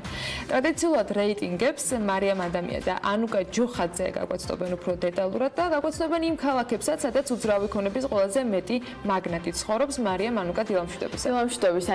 თელზე საუბარს პირდაპირ მეათე პოზიციით გაიხსნის, სადაც 6 მილიარდერია თავმოყრილი. ყველაზე მდიდარი ადამიანი კი იან ხუეიანია 23 მილიარდი დოლარის შემოსავლით. ძნელი მისახვედრი არ არის, რომ ჩინურ ქალაქზე ფოშანზე ვსაუბრობ, ძველი სავაჭრო ქალაქი, რომელიც ცნობილია ფაიფურის ფაბრიკებითა და აბრეშუმის წარმოებით. ქალაქი იზიდავს ტურისტებს სამხრეთ ნაწილში არსებული მწვერვალებით, გამოქვაბულებითა და ჩანჩქერებით, ასევე 800 წლის ტაძარი მდებარეობს ქალაქში და იშვიათი ქანდაკებების კოლექციები და კერამიკა. მეცხრე პოზიციაზე კი ტაიბეია, ქალაქს 6 მილიარდერი ყავს, მაგრამ კი ყველაზე მდიდარი ლინჩენსუეა, რომლის ქონებაც 4 მილიარდ 300 მილიონი ამერიკული დოლარია. ექსპერტები ტაიბეის ერთ-ერთ განვითარებულ ქალაქად მიიჩნევენ, რომელიც მნიშვნელოვან როლს სწორედ ქვეყნის განვითარების მიმართულებით ასრულებს. ქალაქის ძირითადი მიმართულებებია ელექტრონული ტექნოლოგიების, ტექსტილისა და კვების პროდუქტების წარმოება. ეკონომიკაში კი მნიშვნელოვან როლს ვაჭრობა, ტრანსპორტი და საბანკო სექტორი ასრულებს. თუმცა ამ დარგებთან ერთად არანაკლებ მნიშვნელოვანია ტურიზმის საქმის სექტორიც.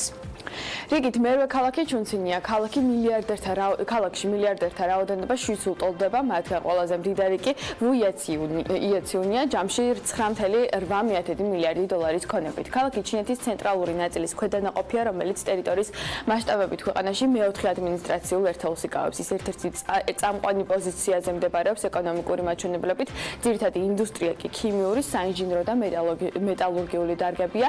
გარდა ამისა, ქალაქი ერთ-ერთი უმსხვილესი ბაზაა საავტომობილო წარმოების მიმართულებითაც. რეიტინგში სახელდება ნიუ-იორკიც, რომელსაც ხშირად მსოფლიოს დედაქალაქსაც უწოდებენ. ნიუ-იორკში მილიარდერთა რაოდენობა 900 ულტოლდება, მათგან კი უმდიდრესი სტივენ როსია, რომლის ქონება 10 მილიარდი ამერიკული დოლარია.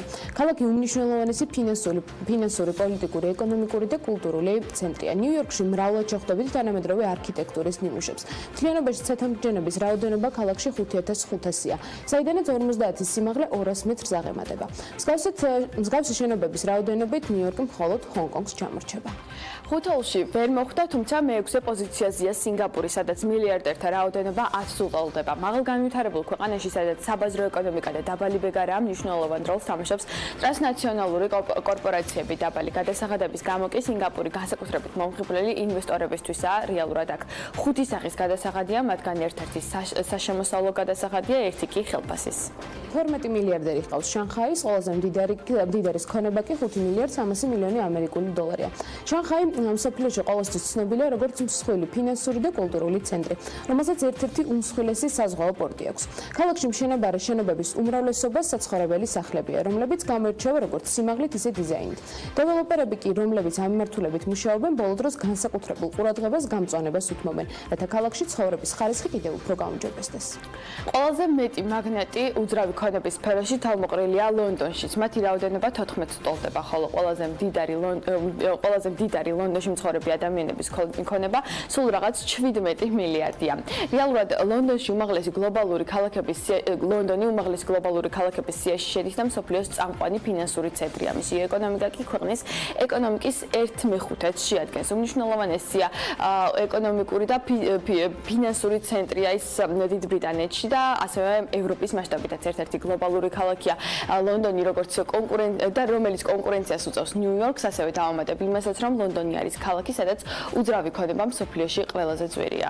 რეიტინგში მეორე ადგილზეა გუანჩოუ, სადაც 14 მილიარდერი ცხოვრობს. ყველაზე მდიდარი კი კიხუ ძიანძინია, მისი ქონება კი 27 მილიარდი ამერიკული დოლარია.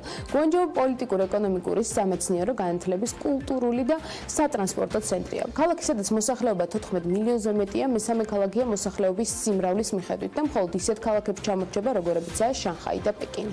სამეულში მოხვდა პეკინის ქალაქი, რომელიც 15 მილიარდერთა აერთიანებს ჯამში და ეს არის უმსხვილესი სარკინიგზო და საავტომობილო გზა და ქვეყნის ერთ-ერთი საჰაერო ჰაბი. გარდა ამისა, პეკინი არის პოლიტიკური, საგანმანათლებლო და კულტურული ცენტრი, თანაც იმ დროს, როცა ქვეყნის მთავარი ეკონომიკურ ცენტრად შანხაი და ჰონკონგი მიიჩნევა. მეორე ადგილზეა შენჟენი, სადაც მილიარდერთა საერთო რაოდენობა 17-ია. ყველაზე მდიდარი ადამიანის ქონება კი 14 მილიარდი ამერიკული დოლარის ტოლია. მასშტაბური უცხოური ინვესტიციების დახმარებით ქალაქს ძალიან მცირე პერიოდი დასჭირდა იმისთვის, რომ ერთ-ერთი მსხვილი ფინანსური და სატრანსპორტო ცენტრი გამხდარიყო. დღეს შენჟენი ერთ-ერთი ქალაქია, რომელიც ყოველდღიურად დინამიური ტემპებით ვითარდება. ქალაქი აქტიურად მუშაობს ინვესტიციების მოზიდვასა და ახალი ტექნოლოგიების განვითარებაზე. რაც შეეხება ლიდერ ქალაქს, ყველაზე მეტი მაგნატი უძრავი ქონების მიმართულებით ჰონკონგში ცხოვრობს. მათი რაოდენობა 25-ია. აქედან ყველაზე მდიდარი ლიკაშინია და 29 მილიარდი დოლარის ქონებას ფლობს. ტერიტორიის ეკონომიკა ეფუძნება თავისუფალ ბაზარს, სახელმწიფო კი საერთოდ არ ერევა ეკონომიკურ საკითხებში. რაც შეეხება ბეგარას, ის ძალიან დაბალია. ჰონკონგი ეს არის ოფშორული ტერიტორია თავისუფალი პორტით, სადაც იმპორტზე არ ეკისრებათ გადასახადები, ასევე არ არსებობს დამატებითი ღირებულების გადასახადი ან მისი ექვივალენტი. რაც შეეხება უძრავ ქონებას, ის ერთ-ერთი ყველაზე ძვირია მსოფლიოში და გლობალური კრიზისის დროსაც კი ჰონკონგის უძრავი ქონების ბაზარმა სტაბილური ეკონომიკის პირობებში შეძლო მინიმალური დანაკარგებით გადარჩინა. ასეთია იმ ქალაქების ჩამონათვალი, სადაც უძრავ ქონებაზე მაღალი ფასების მიუხედავად მილიარდერთა და მაგნატთა რაოდენობა ყველაზე მეტია და წლიდან წლამდე კიდევ უფრო იზრდება. მადლობა მარიამს და ანუკას, თუმცა მარიამ ადამიანს არ ვიმშვიდობებით, ის ახლა სტუმართან ერთად გააგრძელებს საუბარს. საქართველოს წიგნის გამომცემელთა და გამავრცელებელთა ასოციაციის მიმდინარე წლის გაზაფხული საკმაოდ დატვირთულად დაიწყო. ბევრ კარგ სიახლეს ჩაეყარა საფუძველი, როგორც ქვეყანაში, ასევე მის ფარგლებს გარეთ. ჯერ იყო ვიზიტი თურქეთში, სტამბულში, სადაც მიმდინარე გამომცემელთა პროფესიული პროგრამის ფარგლებში ასოციაციის თავმჯდომარეს გვანცაჯობავა სპეციალური ჯილდო ერგო, შემდეგ იყო ვიზიტი ლონდონში, სადაც წიგნის ბაზრობაზე საქართველოს ეროვნული სტენდით იყო წარმოდგენილი და სულ ახლახანს ვიზიტი ჟენევაში, სადაც გაერო სააგენტოს ინტელექტუალური საკუთრების მსოფლიო ორგანიზაციის საავტორო და მომიჯნავე უფლებების კომიტეტის სესიის ფარგლებში ხელი მოეწერა ხელმისაწვდომი გამოცემების ქარტიას. როგორც ჩაიარა ამ ყველა შეხვედრამ, ფაქტია რომ ამბები სასიამოვნო და სასიხარულო უნდა იყოს, თრაკმედით ინდაბიჯები გადაიდგა და როგორია სამომავლო გეგმები, მარიამ ადამიანს სტუმართან ერთად გაშლის ამ თემებს. მარიამ კიდევ ერთხელ ვიდრე გვანცასთან გადავალ საუბრით, მოკლედ მოვყვები მე ჟენევის ვიზიტის შესახებ, სადაც გამომცემელთა მსოფლიო ასოციაციის ბორდის სხვა წევრებთან ერთად საქართველოს წიგნის გამომცემელთა და გამავრცელებელთა ასოციაციის თავმჯდომარე გვანცაჯობავა პირველად იღებდა მონაწილეობას ინტელექტუალური საკუთრების მსოფლიო ორგანიზაციის საავტორო და მომიჯნავე უფლებების კომიტეტის რიგით 38 სესიაში და ხელი მოეწერა ხელმისაწვდომი გამოცემების ქარტიას, რომლის შედეგადაც ავიღეთ ვალდებულება საგანგებოდ შეზღუდული შესაძლებლობების მქონე პირებისათვის უსინათლოთა და შეზღუდული მხედველობის მქონე ადამიანებისათვის შევიმუშაოთ და განვავითაროთ წიგნები ხელმისაწვდომ ფორმატში. რაც შეეხება თურქეთს, აქაც დავამატებ იმას, რომ გვანცაჯობავამ სპეციალური ჯილდო მიიღო, როგორც ანამ აღნიშნა, სამომავლოდ თურქეთისა და საქართველოს საგამომცემლო სექტორების უფრო მეტად დაახლოების პროცესში გაწეული ღვაწლისა და თურქის საგამომცემლო პროფესიონალებისათვის საკუთარი გამოცდილების გაზიარებისათვის. სწორედ გვანცაჯობავას მოსმენძლებ პირდაპირ ეთერში და მეტ დეტალს მის გამოვისმენთ. დილომშვიდობისა კიდევ ერთხელ გვანცა, მადლობა რომ დილიდან ჩვენთან ერთად ხარ. გვანცა პირველ რიგში მინდა გავიმარტოთ, რას გულისხმობს ქარტია, რომელსაც ხელი მოეწერა ჟენევაში და რატომ არის ის მნიშვნელოვანი ჩვენთვის და ქვეყნისთვის. ეს არის ნამდვილად ძალიან მნიშვნელოვანი ქარტია და ეს კონსორციუმი, რომელიც ასე ვთქვათ, პოპულარიზაციას უწევს ამ ქარტიას, სწორედ ეკუთვნის გაეროს ინტელექტუალური საკუთრების ორგანიზაციას და ამ შეკრების დროსაც, ამ კომიტეტის შეკრების დროს, რომელიც თქვენ უკვე ახსენეთ, ერთ-ერთი მთავარი და აქტუალური თემა იყო სწორედ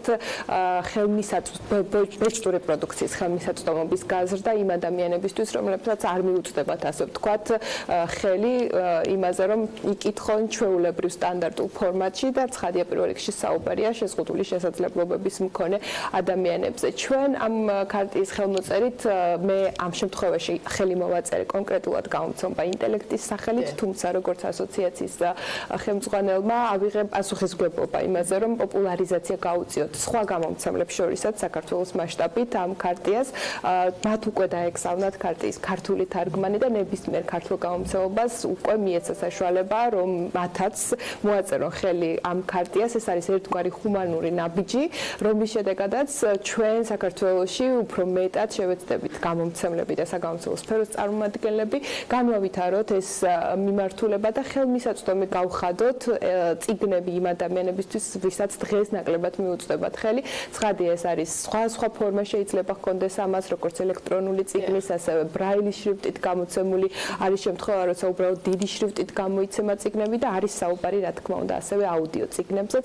ამიტომ ძალიან დიდი იმედი მაქვს, რომ ბევრი და მეტი ქართული გამოცემელი ჩაერთვება და შემოუერთდება. ეს არის აბსოლუტურად მათი, ასე ვთქვათ, კეთილინება და იმედი გვაქვს, რომ ეს კეთილინება მრავლად გვექნება. მეც იმედი მაქვს, გვანცა, თუმცა უნდა ვისაუბრო ასევე ჟენევაში.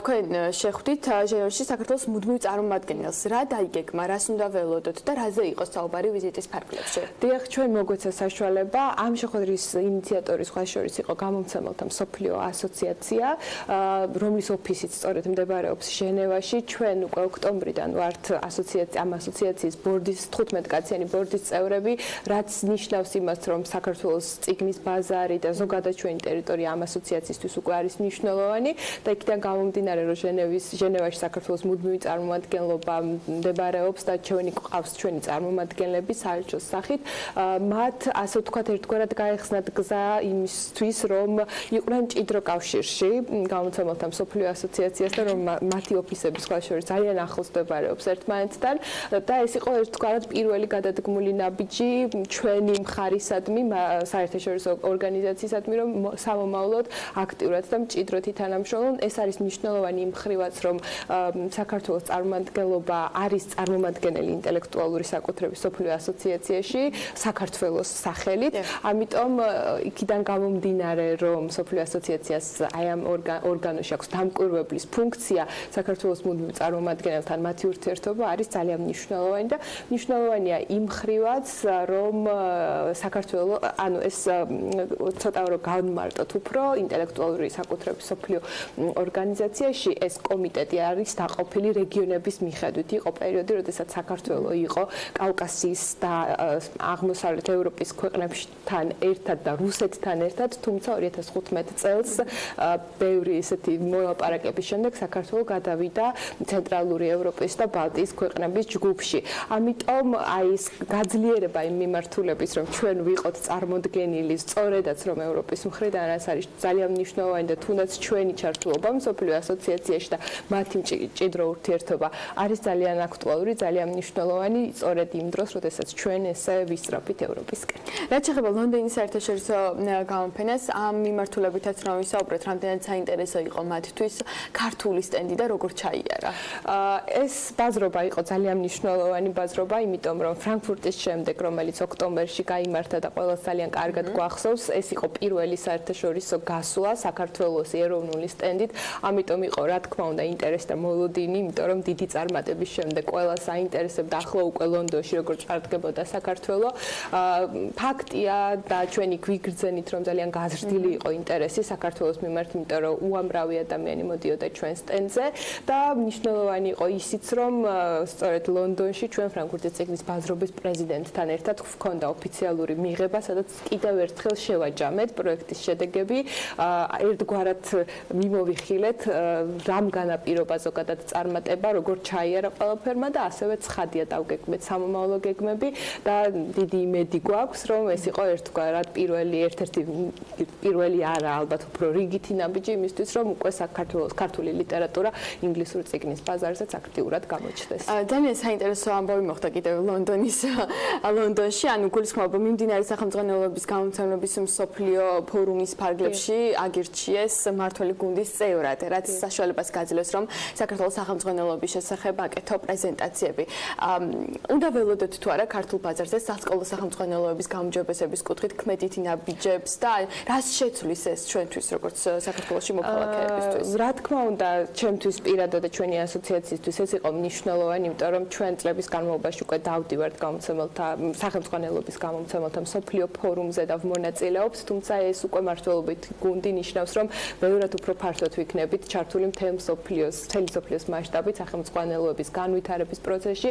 საქართველოს ეს განსაკუთრებულად ჭირდება, შეიძლება თქვენ მაყურებელს ახსოვს კიდეც, რომ ბევრი პრობლემა არსებობს 2013 წლიდან მოყოლებული, როცა ასე ვთქვათ, შეიცვალა მთლიანად სისტემა და უფასო სახელმძღვანელოების სისტემა შემოვიდა, რაც ერთის მხრივ კარგი იყო, მაგრამ მეორეს მხრივ საავტორო უფლებების დარღვევით განხორციელდა სამწუხაროდ საქართველოში ეს ფაქტი და აი ამ 5 წლის განმავლობაში ჩვენ ყველანაირად ვცდილობთ, რომ ეს რაღაც დაზარალებული სექტორი, ასე ვთქვათ, ამ მიმართულებით რაღაცნაირად გავაუმჯობესოთ, რაც თქმა უნდა ამის შესახებ საქმის კურსში არის მსოფლიო ფორუმიც, მათ არაერთხელ სმენიათ მიმდინარე მოვლენების შესახებ და რაც არის მნიშვნელოვანი, შეგვიძლია უკვე დავაანონსოთ კიდეც, იმიტომ რომ ალბათ თბილისის წიგნის ფესტივალსაც შევეხებით, სწორედ თბილისის წიგნის ფესტივალის ფარგლებში ჩამოდის საქართველოში სახელმძღვანელოების გამომცემელთა მსოფლიო ფორუმის ხელმძღვანელი და მისი მოადგილე და აქ იგეგმება პირველი, ასე ვთქვათ, კონფერენცია პანელ დისკუსიების ფორმატში, სადაც უცხოელ ექსპერტებთან ერთად ადგილობრივი ქართველი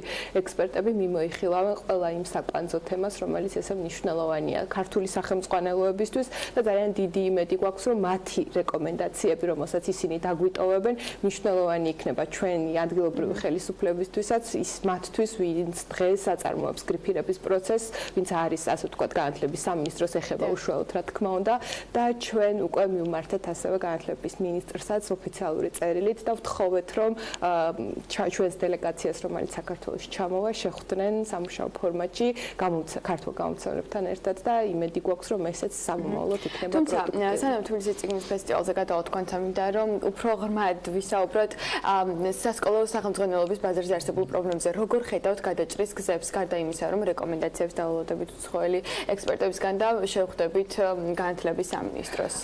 განათლების სამინისტროსთან ჩვენ ალბათ დაახლოებით 5-6 წლის განმავლობაში ძალიან მუდმივი მოხვედრების რეჟიმში ვართ, ასე ვთქვათ, და ამ ხრივ თანამშრომლობთ ნამდვილად, თუმცა ძალიან ნელა ვითარდება ეს ყველაფერი.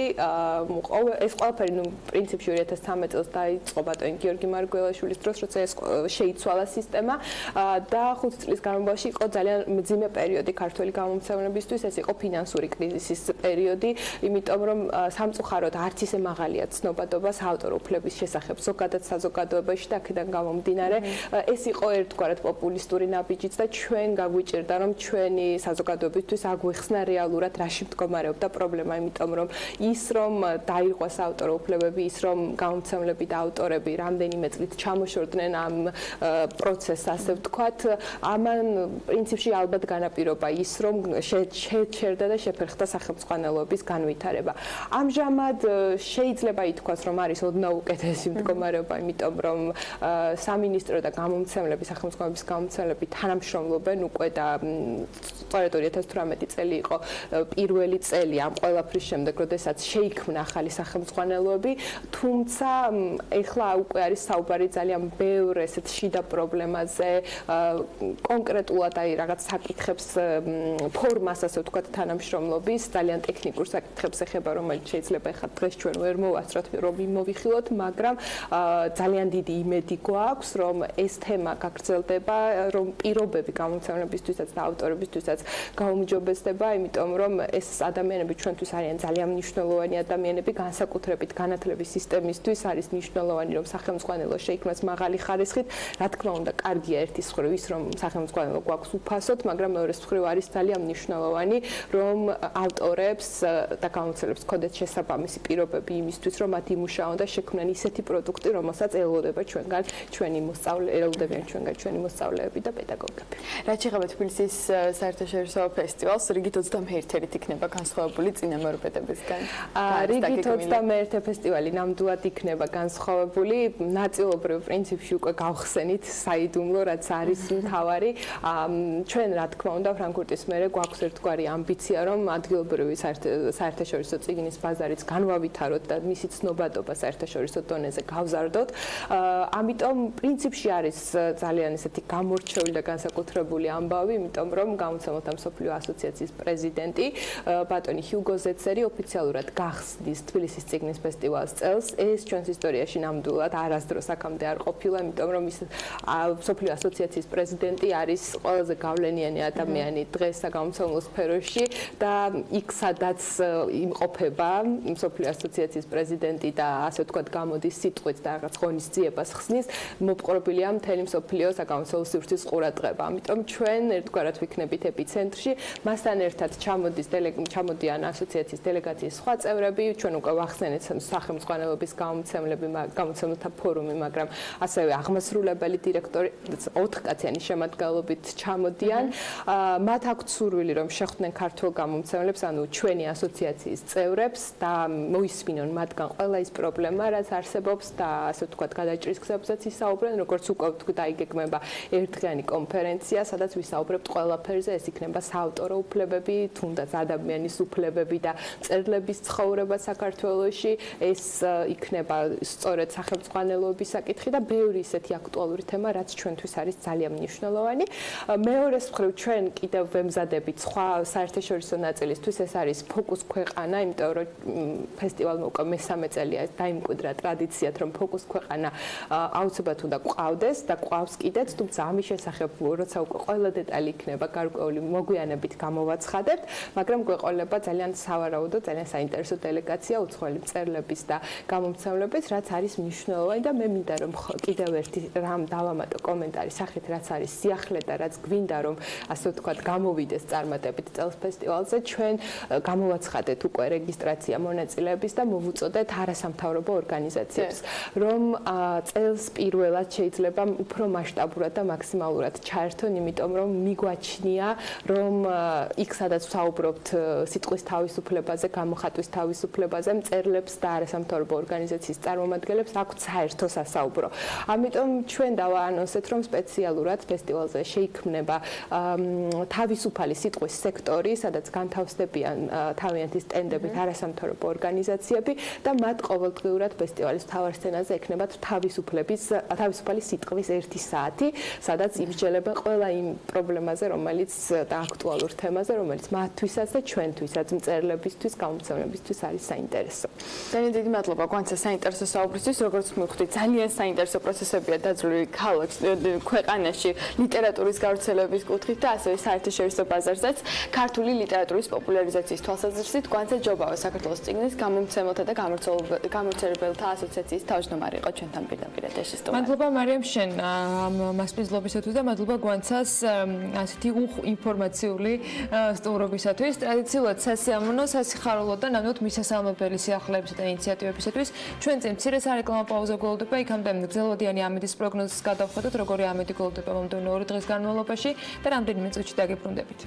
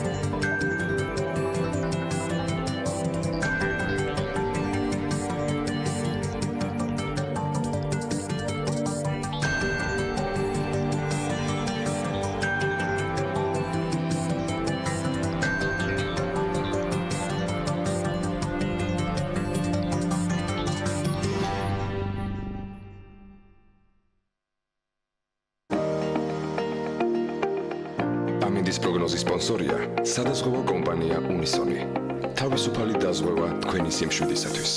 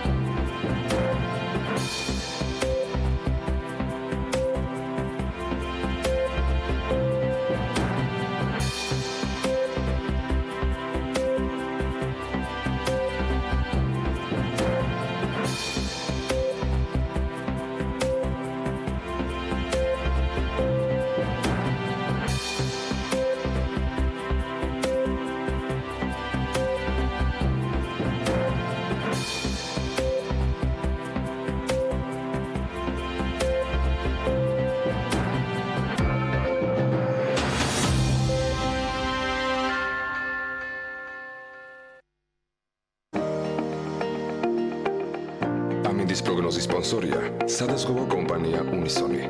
თავისუფალი დაზღვევა თქვენი სიმშვიდისათვის.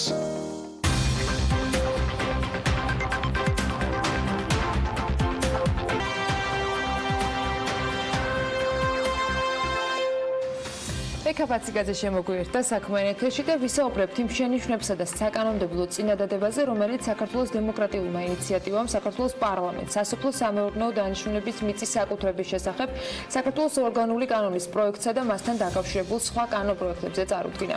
GDS მიერ წარდგენილ შენიშვნებსა და წინადადებებში ყურადღება გამახვილებულია რამდენიმე საკითხზე, დოკუმენტში გაანალიზებული ორგანული კანონის პროექტით გათვალისწინებულ სუბიექტთა ვიწრო წრის პრობლემურობა და ამის პარალელურად მიმოხილულია საქართველოს კონსტიტუციის 19 მუხლით დადგენილი სამართლებრივი რეჟიმი. ასევე საუბარია შემოთავაზებულ რეგულაციათა ბუნდოვანებაზე და კანონის ხარისხის მოთხოვნების დარღვევაზე.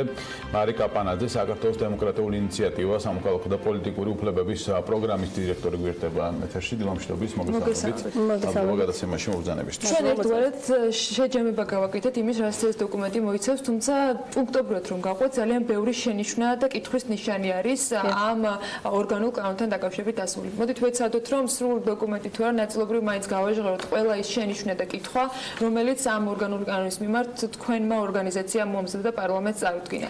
რა ჩანაწერი იწვევს ბუნდოვანებას, განსაკუთრებით საინტერესო არის უცხოელებისათვის მიწის მიღების დაშვებასთან დაკავშირებით და რამდენად არის კონსტიტუციასთან თავსებადობა იმ ნორმების, რომელიც ერთგვარად გზას უხსნის ზოგიერთი კრიტერიუმით ზოგიერთ უცხოელს მომავალში მიწის შესყიდვასთან დაკავშირებით.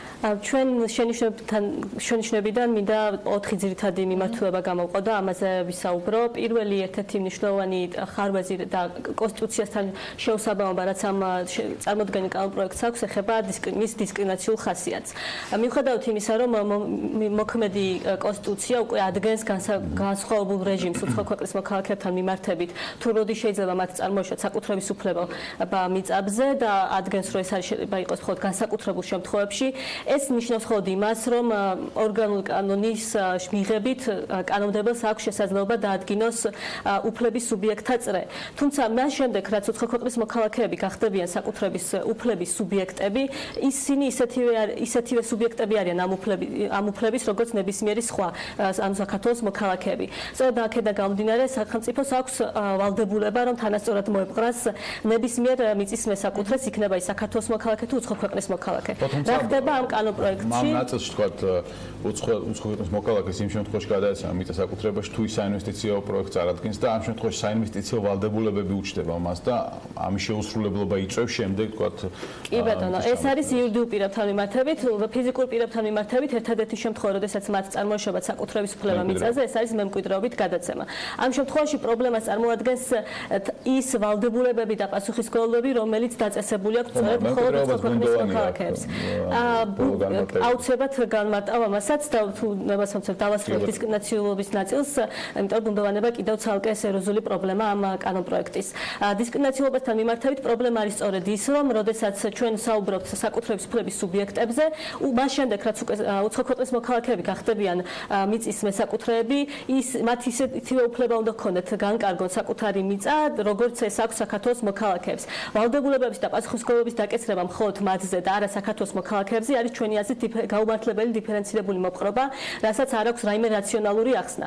თუ კი ჩავხედავთ განმარტებით პარადს და თავად შესავალს თქვათ მთლიანი კანონპროექტის და მის მიზნებს, იქ არის აღნიშნული, რომ ეს ემსახურება აგრარული სექტორის გაუმჯობესებას, მიწის რაციონალურად გამოყენების წახალისებას და ასე შემდეგ.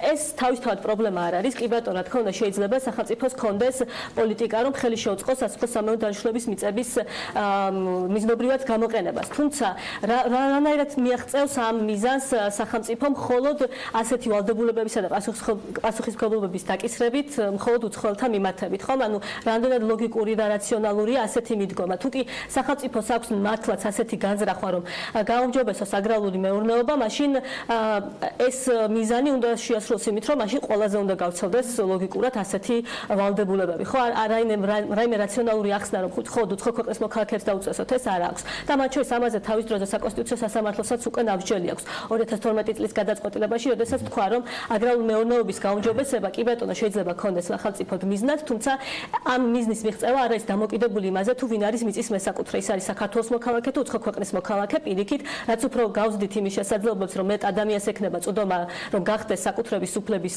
სუბიექტი მიწებთან მიმართებით, მიზანი რომ მიაღწევს შენ აგრარული მეურნეობის გაუმჯობესებას, შეიძლება პირიქით უფრო მეტად გაიზარდოს და წვლილი უფრო მეტად შეიტანონ. რაც შეეხება ბუნდოვანების საკითხს, რაც ასევე მეორე მნიშვნელოვანი პრობლემა ამ კანონპროექტის, კონსტიტუციური პრინციპი ასეთი, რომ ნებისმიერი კანონი უნდა აკმაყოფილდეს კანონის ხარისხის მოთხოვნებს, რაც იმას ნიშნავს, რომ ის უნდა იყოს საკმარისად გასაგები და ნათელი მისი სუბიექტებისათვის, ანუ ვისაც ის მიემართება. ამ შემთხვევაში ბუნდოვანება არის ძალიან ბევრ ნაწილში. აი მაგალითად, ჩვენ გვაქვს ჩანაწერი უცხო ქვეყნის მოქალაქეებთან მიმართებით, რომელმაც მემკვიდრეობით მიიღეს ქონება, რომ მან უნდა გამოიყენოს სასოფლო სამეურნეო დანიშნულებით მიღებული მიწა. ხოლო თუ არ გამოიყენებენ, 3 წლის განმავლობაში უნდა გაასხვისონ ის სხვა ადამიანებზე, საქართველოს მოქალაქეებზე.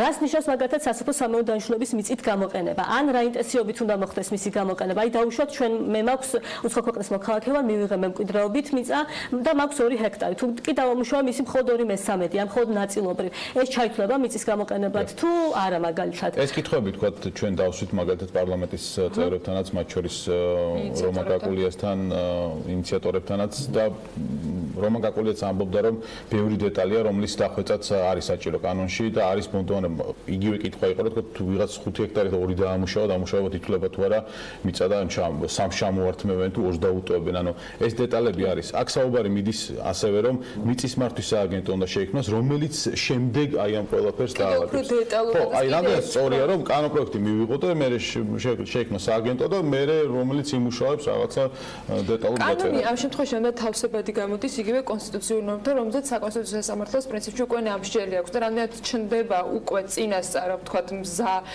кейსი რომ საკონსტიტუციო სასამართლოს კიდევ ერთხელ მიმართოთ იმ ფორმით ორგანული კანონის მიღების შემთხვევაში რა ფორმითაც დღეს ის პარლამენტში განიხილება დღეს არსებული ჩანაწერი და როგორც არის მოწესრიგებული კანონპროექტი ვფიქრობ იძლევა საკმარის საფუძველს იმისა რომ თუ კი ასეთი ფორმით იქნება მიღებული იგი გასაჩივრდეს და წარმატებულად გასაჩივრდეს საკონსტიტუციო სასამართლოში ნამდვილად მათ შორის დისკრიმინაციებასთან მიმართებით და მათ შორის სწორედ კანონის ხარისხის მოთხოვნთან მიმართებით. კანონის ხარისხის მოთხოვნთან მიმართებით აი მაგალითად სხვა მაგალითი შემიძლია დაგისახელოთ ეხება ეს უკვე გასხვისების ნაწილს. აი მაგალითად რა ჩანაწერი როგორც წეგან ვახსენე არის ის რომ თუ კი არ გამოიყენებთ და ესეც ბუნდოვანია რას ვარქვათ გამოყენებას მათ 3 წლის განმავლობაში უნდა გაასხვისო.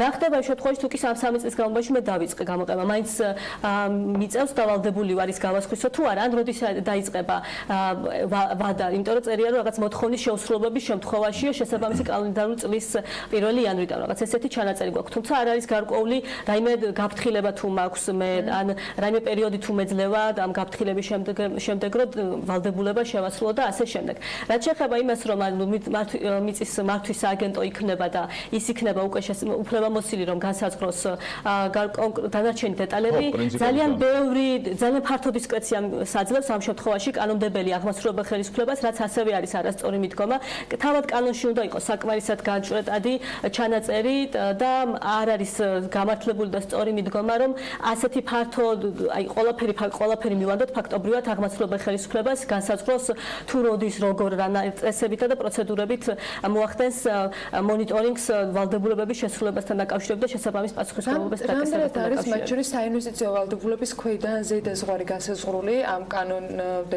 კანონის პროექტით რომელსაც ახლა პარლამენტი განიხილავს და თქვენი გადმოსახედიდან არის თუ არა ამ კანონპროექტში დარჩენილი ხრელები რომელიც მათ შორის კორუფციულ რისკებს გააჩენს უცხო ქვეყნის მოქალაქეების თქვათ სურვილის შემთხვევაში თუ კი მათ ექნებათ რაიმე ფორმით შესაძლებლობა გარიგებაში შევიდნენ მთავრობასთან ამ პირიქით მთავრობა შევიდეს გარიგებაში ნებისმიერ ტიპის პოტენციურ ინვესტორთან ამ საინვესტიციო გეგმასთან მიმართებით ძალიან ზოგადი ჩანაწერი აქაც მთლიანად მინდობილია ეს მთავრობას და განსაზღვრულია რომ დანარჩენი ყველაფერი რაც ეხება საინვესტიციო გეგმის რა შეიძლება იყოს თქვათ ეს პროცედურა საინვესტიციო გეგმის წარდგენის მისი დამტკიცების და მონიტორინგის ამ მიმართულებითაც არანაირი ჩანაწერი არ გვაქვს წარმოდგენილ კანონპროექტში მთლიანად ეს არის მინდობილი მთავრობას და დამოკიდებულია რა თქმა უნდა იმაზე მთავრობა საკუთარი ნორმატიული აქტით რასაც შეადგენს რას ჩაწერს იქ რა თქმა უნდა ამ ეტაპზე ყოველ შემთხვევაში რთულია რაიმეს თქმა რა იქნება ამ შემთხვევაში მთავრობის მხრიდან რეგულაციები და პროცედურები ჩაწერილი თუმცა ნებისმიერ შემთხვევაში ვფიქრობ რომ კორუფციის რისკები ამ შემთხვევაში შეიძლება ნამდვილად იყოს გამომდინარე იქიდან მთლიანად ეს დამოკიდებულია მთავრობასა და კონკრეტულ უცხო იურიდიულ პირებს შორის მოლაპარაკებებს რაც შეეხება საინვესტიციო ჯგუფებს იქ ამავე პროექტში მითითებული არის რომ პარტნიორი საინვესტიციო თქვათ ფონდებისათვის და ბანკებისათვის ასევე განსხვავებული რეგულირება იმოქმედებს რამდენად თქვათ სწორად არის ამ შემთხვევაში შესაძლებელი რომ მოხდეს თუნდაც რაიმე თქვათ ქართველი მიწის ფლობელების მხრიდან პარტნიორების შერჩევისას ამ კანონის ზღვრების დაცვა იმისათვის რომ არ დაიღოს მეორე ნაწილი სადაც ამ შემთხვევაში უცხოელებს ეკრძალებათ მიწის ფლობა. ამ ნაწილში სერიოზული ჩარევა გვაქვს თავად საქართველოს მოქალაქეების პერსპექტივიდან, იმიტომ რომ კანონპროექტით დადგენილია ის თუ როგორ უნდა იყოს დარეგულირებული წილი თავად იურიდიულ პირში. იმ შემთხვევაში თუ კი დომინანტი პარტნიორი არის იქნება უცხო ქვეყნის მოქალაქე, ამ შემთხვევაში არის გავრცელდება ის ვალდებულებები, თქვათ, მათ შორის საინვესტიციო გეგმის წარდგენის კუთხით და შესაბამისი პასუხისმგებლობები გასხვისების ნაწილში ნაწილში, თუ კი დომინანტი პარტნიორი არ იქნება არის საქართველოს მოქალაქე, ამ შემთხვევაში რაიმე მსგავსი პასუხისმგებლობა ან ვალდებულება არ არსებობს, თუმცა ჩანაწერია მაგალითად ასეთი, რომ თუ კი საქართველოს მოქალაქეები არიან დომინანტი პარტნიორები კონკრეტულ ორგანიზაციაში, მათ არ აქვთ უფლება, ანუ აკრძალული აქვთ ის, რომ წილი შეიცვალოს ისე, რომ დომინანტი უკვე გახდეს უცხო ქვეყნის მოქალაქე. ასეთი ჩანაწერები საქართველოს მოქალაქის პერსპექტივიდანაც ვფიქრობ არის საკმაოდ უხეში ჩარევა კერძო ურთიერთობებში. ფიზიკურ პირებთან მიმართებით მაგალითად ასევე დადგენილია ის ვალდებულება, უпростоრად აკრძალვა, რომ საქართველოს მოქალაქეებს არ შეუძლიათ გარიგება დადონ უცხო ქვეყნის მოქალაქეებთან და უზრუნველყოფის საშუალებად ჩადონ საკუთარი მიწა, რაც თუ ვერ შეაცვლობენ იმ პირობას, რაც ჰქონდათ აღებული ვალდებულებად უცხო ქვეყნის მოქალაქეებთან მიმართებით, თუ ვერ შეაცვლობენ, რომ მერე შემდგომ გადავიდეს ის ქონებით პასუხი. ანუ ეს მხოლოდ ფიზიკური პირების შემთხვევაში, ანუ საფინანსო ინსტიტუტებთან შეეხება, ახლა რაღაც შეიცვალა, ორწლიანი ვადა ქონდათ მათ გასხვისების და ეხლა ეს ვადები, ასე ვთქვათ, მოიხსნა, ანუ კანონში ეს ვადები აღარ იქნება, ანუ რაღაც დეტალები, რომელიც იყო და შენიშვნები, რომელიც ქონდათ, რაღაცნაირად გაითვალისწინა ყოველ შემთხვევაში ინიციატორმა და ეს პარლამენტის რაღაცას მუშაობს და თქვენი რეკომენდაციები, ასე ვთქვათ, რა იქნებოდა, საერთოდ არ მიიღოს ეს ორგანული კანონი თუ იყოს მე ვფიქრობ, რომ მთლიანობაში იმდენად ბუნდოვანია ეს კანონი და იმდენად ბევრ ხარვეს შეიცავს, რომ მთლიანად სრულიად სხვა კუთხით ვფიქრობ, რომ არის საჭირო მოწესრიგება და არა იმ ფორმით, როგორც ახლა გვაქვს კანონპროექტში, თუნდაც ნაწილობრივ რაღაც ის ბუნდოვანებები და ხარვეზები აღმოიფხვრას, რაც არსებობს დღეს კანონპროექტში, ეს საერთო სურათს ვერ შეცვლის.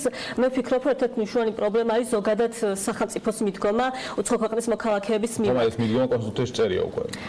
კი, ეს მიდგომა კონსტიტუციაში წერია, თუმცა კონსტიტუციური ჩანაწერი არ არის ისეთი ჩანაწერი არ არის კონსტიტუციაში, რომელიც არ იძლევა საშუალებას, რომ მაქსიმალურად გამოვიყენოთ ის, რომ უცხო ქვეყნის მოქალაქეებზე ნაკლებად შემზღუდველი იყოს დაწესებული შენიშვნების გადაგზავნის შემდეგ ან პარალელურად თუ იყო რაიმე სახის კომუნიკაცია ამ ორგანული კანონის ავტორებთან, ან იმ კომიტეტებთან, სადაც განიხილებოდა, რამდენად ელოდებით, რომ შენიშვნების ნუსხა, რომელიც თქვენ გაქვთ და ბუნდოვანებასთან დაკავშირებული, თქვათ, რაღაც კითხვების ჩამონათვალი იყოს გაზიარებული და რაიმე ფორმით სრულებას ჩავიდეს პროექტში. ჩვენ ვაკვირდებით პარლამენტში მიმდინარე მოვლენებს, რა თქმა უნდა, წინა პარასკევს უნდა ყოფილიყო იურიდიულ საკითხთა კომიტეტსა და ადამიანთა კომიტეტის საერთო სხდომაზე ამ კანონპროექტის განხილვა, თუმცა სამწუხაროდ გადაიდო და ამ ხუთშაბათს არის.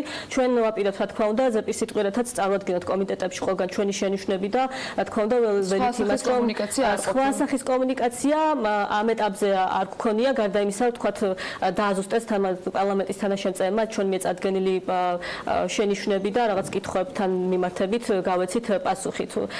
ამ დანარჩენი, ვთქვათ, უკვე კომიტეტებზე დაუსვათ კითხვას ბატონოთა დანელიას თუ სხვა ადამიანებს, რომლებიც ემხრობიან ამ ინიციატივას. ხუთშაბათს დავაუდოთ, საინტერესო იქნება პასუხები ყველა იმ პრობლემატურ საკითხთან დაკავშირებით, რომელიც ახლა ჩამოვთვალეთ. მადლობა იმისთვის, რომ იყავით დილიდან ჩვენთან ერთად. მარი კაპანაძე, საქართველოს დემოკრატიული ინიციატივა სამოქალაქო და პოლიტიკური უფლებების პროგრამის დირექტორს მასპინძლობდით საქმიანი დილის ეთერში.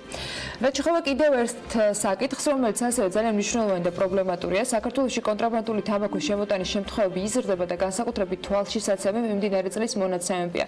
რასაც თამბაქოს ბიზნესი დიდი ხანია პროგნოზირებს. რასთან არის დაკავშირებული კონტრაბანდული თამბაქოს ზრდის მაჩვენებლები?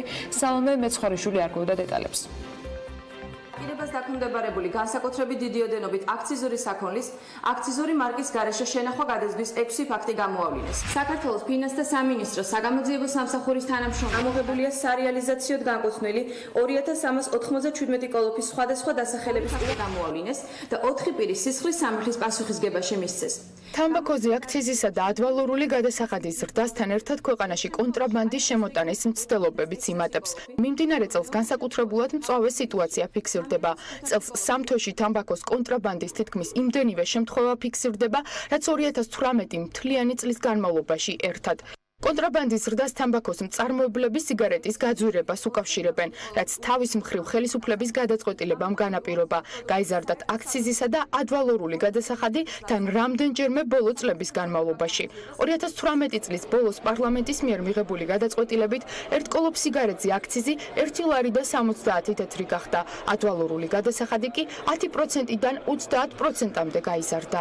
ორი ძირითადი ხაზი არის, საიდან ჩამოდის არალეგალური პროდუქტი. ეს არის პირველი არის სომხეთი, იმიტომ რომ დღესდღეობით ჩვენსა და სომხეთს შორის ერთ კოლოფზე დაახლოებით $1 არის განსხვავება და მეორე მიმართულება ეს არის რუსეთიდან აფხაზეთის გავლით შემოდის რა თქმა უნდა პროდუქტი და თავისთავად ეს გაიზრდება ცვლილებების შედეგად დღეს 5 ლარის ღირებულების სიგარეტიდან 3 ლარი და 20 თეთრი მხოლოდ აქციზისა და ადვალორულ გადასახადში მიდის. ამას ემატება 18%-იანი DGG და სხვა ხარჯები. თამბაქოს სექტორი აცხადებს, რომ ისინი რეგულაციების შემოღებას არ ეწინააღმდეგებიან, თუმცა აუცილებელია არსებობდეს გაწერილი გეგმა, როდის და რამდენით აპირებს ხელისუფლება აქციზის გაზრდაც. ინდუსტრია ასევე ითხოვს გამკაცრდეს რეგულაცია გასახვევ თამბაქოზე, რომელიც კანონში არსებული ხარვეზის გამო პრაქტიკულად უკონტროლოდ არის დატოვებული. თუ შემომტანს შემოაქვს 500 გრამ თამბაქოზე მეტი, ამ შემთხვევაში ის აქციზურ განაკვეთს არ იხდის. მიუხედავად იმისა, რომ გაწერილია, რომ 1 კილოგრამზე არის 35 ლარი. აქედან გამომდინარე, ძალიან რასაც ხედავთ, კონტრაბანდასთან ერთად საკმაოდ გაზრდილი არის სწორედ ამ გასახვევი თამბაქოს შემოტანა, რომლის შემთხვევაში არც ერთ შემომტანს აქციზური გადასახადის გადახდა არ უწევს. აქაც ჩვენც არათანაბარ პირობებში ვართ, იმიტომ რომ ჩვენ არც ერთ საერთაშორისო მსხვილ კომპანიებს ეს კატეგორია ბაზარზე არ შემოგვაქვს. შემოსავლების სამსახურის მონაცემებს საგანგაშოდ არ აღიქვამს ჯანდაცვის კომიტეტის ხელმძღვანელი, რომელიც თამბაქოზე რეგულაციების გამკაცრების ერთ-ერთი ინიციატორია. აკაკი ზოიძე შემოსავლების სამსახურზე დაყრდნობით ამბობს, რომ სიგარეტის მოხმარება 3 თვეში 3%-ით არის შემცირებული. ფაქტებმა მოიმატა, იმიტომ რომ ეს უბრალოდ მეტყველებს იმაზე, რომ შემოსავლების სამსახური მომზადებული დახვდა და აკავებს ყველა იმ შემთხვევაში, როდესაც კონტრაბანდა შემოდის. მაგრამ ახლა მთავარი მომენტი ეგ არის. მთავარი არის რა რაოდენობით შემოდის კონტრაბანდა. ანუ თლიანი მოხმარების რა პროცენტი არის კონტრაბანდა. სადღაც 5%-ამდე, როგორც არის ევროპაში, ეს არის მეტნაკლებად, ასე ვთქვათ, მისაღები. თლიანად რაც კი ამოღებულია შაშა კონტრაბანდა არ აღემატება საქართველოს მოხმარების ერთი დღის ნახევარს. თამბაქოზე აქციზის ზრდისა და რეგულაციების გამკაცრების ვალდებულება საქართველოს ევროკავშირთან ასოცირების ხელშეკრულებით აიღო, თუმცა მწარმოებლები აცხადებენ, რომ ხელშეკრულებით კონკრეტული ვადები არ არის გაწერილი. ამიტომ საქართველოს რეგულაციები ეტაპობრივად უნდა გაამკაცროს და არახისტინაბიჯებით, რაც ქვეყანაში კონტრაბანდის შემოტანის რისკებს ზრდის და ბიუჯეტსაც აზარალებს.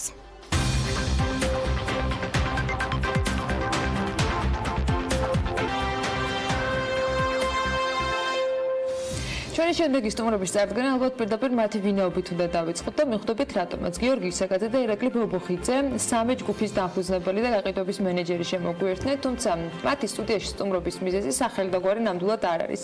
სამი ჯგუფი რამდენიმე სასტუმროს აერთიანებს და მათ შორის თქვენ წარმოედგინეთ ისეთ სივრცეს, სადაც ადამიანური მომსახურება ბიზნესს საერთოდ არ სჭირდება. მოდით გავიცნოთ ბიზნესი და მისი შემქმნელები. სტუდიაში როგორც გითხარით, გიორგი ისაკაძე და ირაკლი ბობოხიძე შემოგვიერთდნენ. მოგესალმებით, მადლობა რომ ხართ ჩვენთან ერთად. რას წარმოადგენს სამი ჯგუფი, როგორც ვიცი, რამდენიმე სასტუმროს აერთიანებს და მათგან ერთი განსაკუთრებულად გამორჩეულია, თუმცა ამას ცოტა მოგვიანებით გადავალთ. საიდან ეს სახელი და რა აერთიანებს ამ სასტუმროებს? მოგესალმებით, მადლობა მოწვევისათვის, მოგესალმებით თქვენ მაყურებელს. მოკლედ გეტყვით, სამე ეს არის კომპანია, რომელიც აერთიანებს სხვადასხვა ტიპის სასტუმროს, აპარტამენტს, სასტუმროს სახლს და შემდეგ მართავს მათ.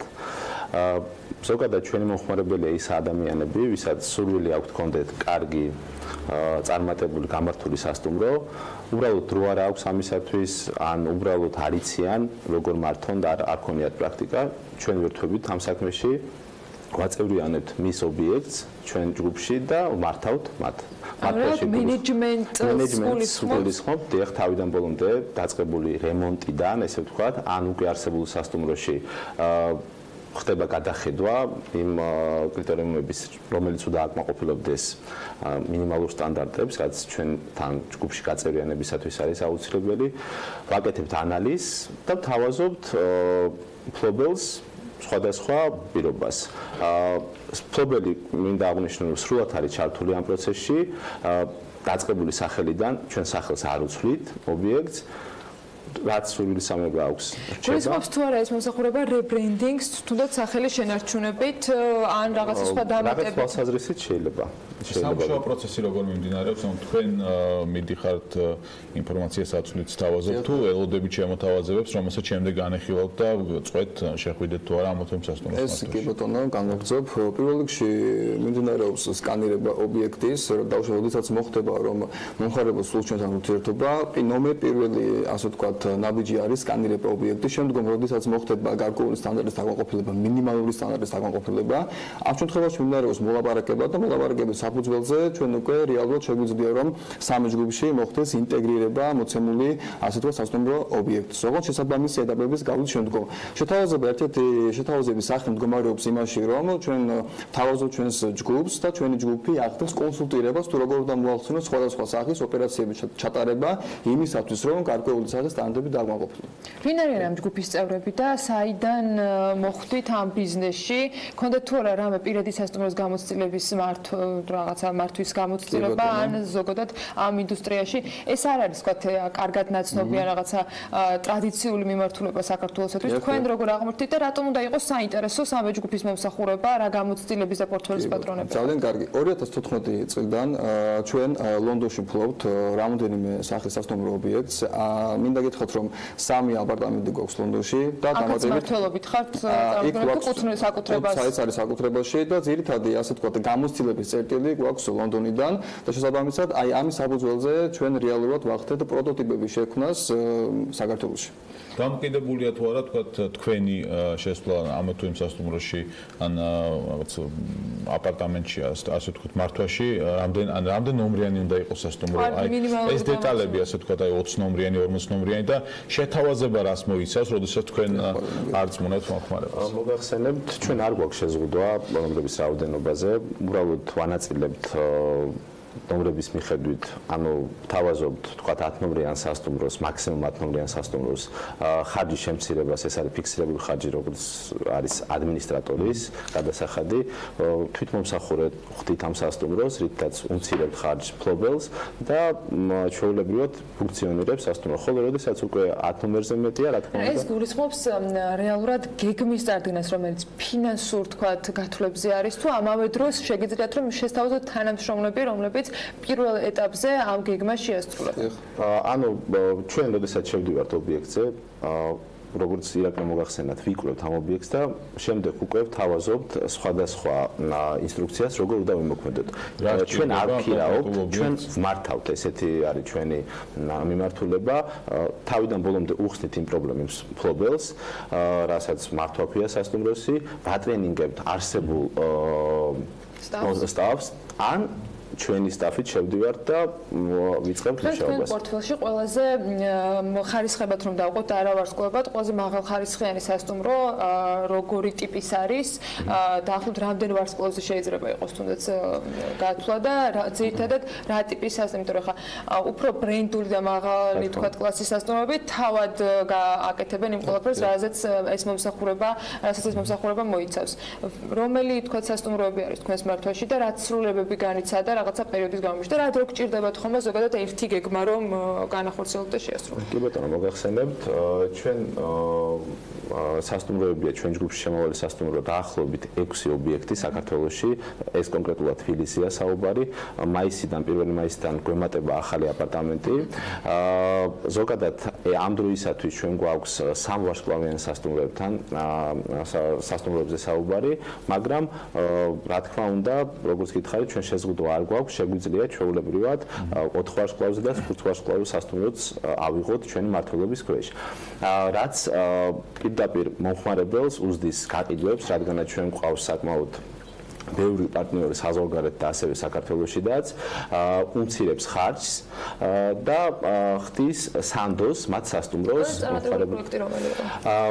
წარმატებული რეალურად ყველა სასტუმრო კარგად მუშაობს, წარმატებულად ფუნქციონირებს, მაგრამ მოგება ერთ წელიწადში რომელიც რამდენით გაეზარდა პროცენტულად. პროცენტულად მინდა ვთქვა, რომ 40%-დან, გაყიდვების 40% და დღეის მდგომარეობით მაგალითად სასტუმრო ბარათაშვილი 12, მინდა გითხრათ, რომ საშუალო წლიური ზრდა არის, ანუ 70% გვაქვს გაყიდვების, როცა 40% იყო ზოგადად გაყიდვა. ანუ 30%-ული პუნქტით მოიმატა 30%-ული აგვისტოდან მინდა აღვნიშნო, ეს ერთი წელიც არ არის ჯერჯერობით ჯერჯერობით გასული.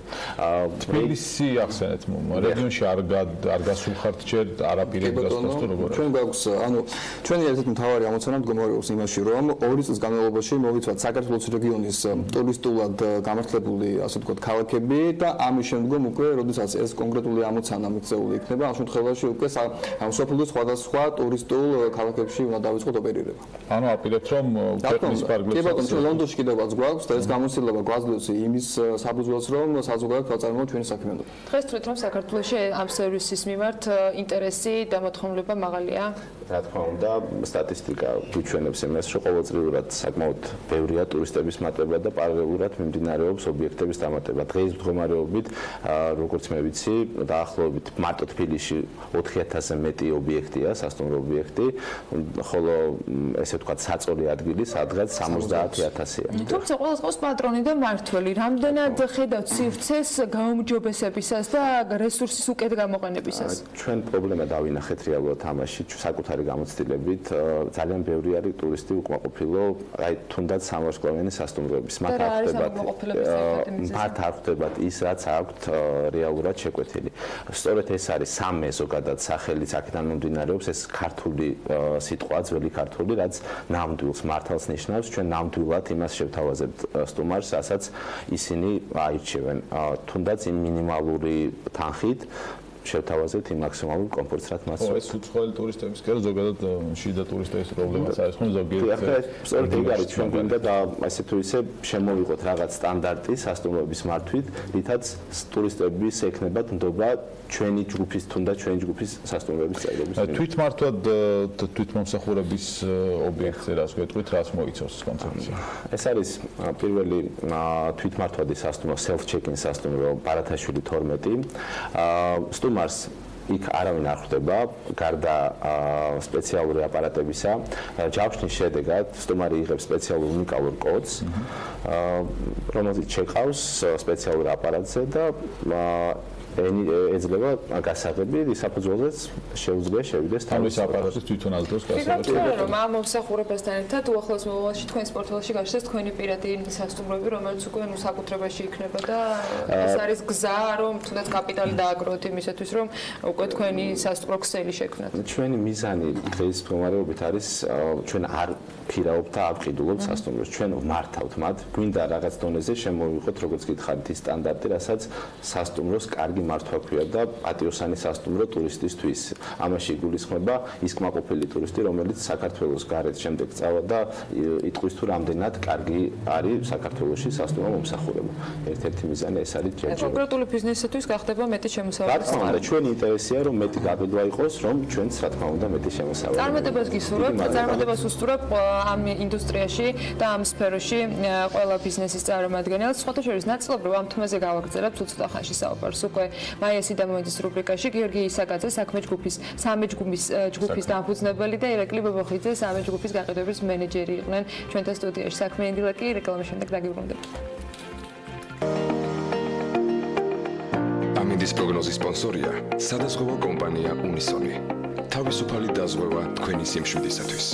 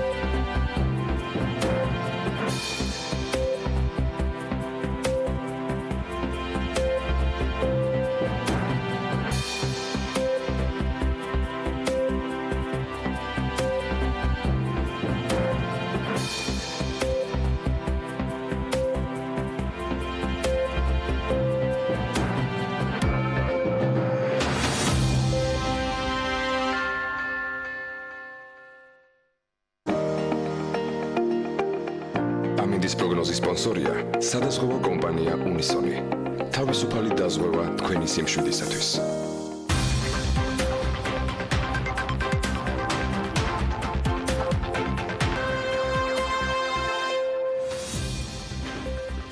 საქმიანი დილის ეთერის მიწურულს მაია სიდამოინძე გვერდება სტუმართან ერთად ProTravel Georgia's მმართველი პარტნიორი და შალვამ დიძიგურს ინოვაციური ბიზნესის ცენტრის აღმასრულებელ დირექტორს მასპინძლობთ დილომშვიდობის მოგესალმებით.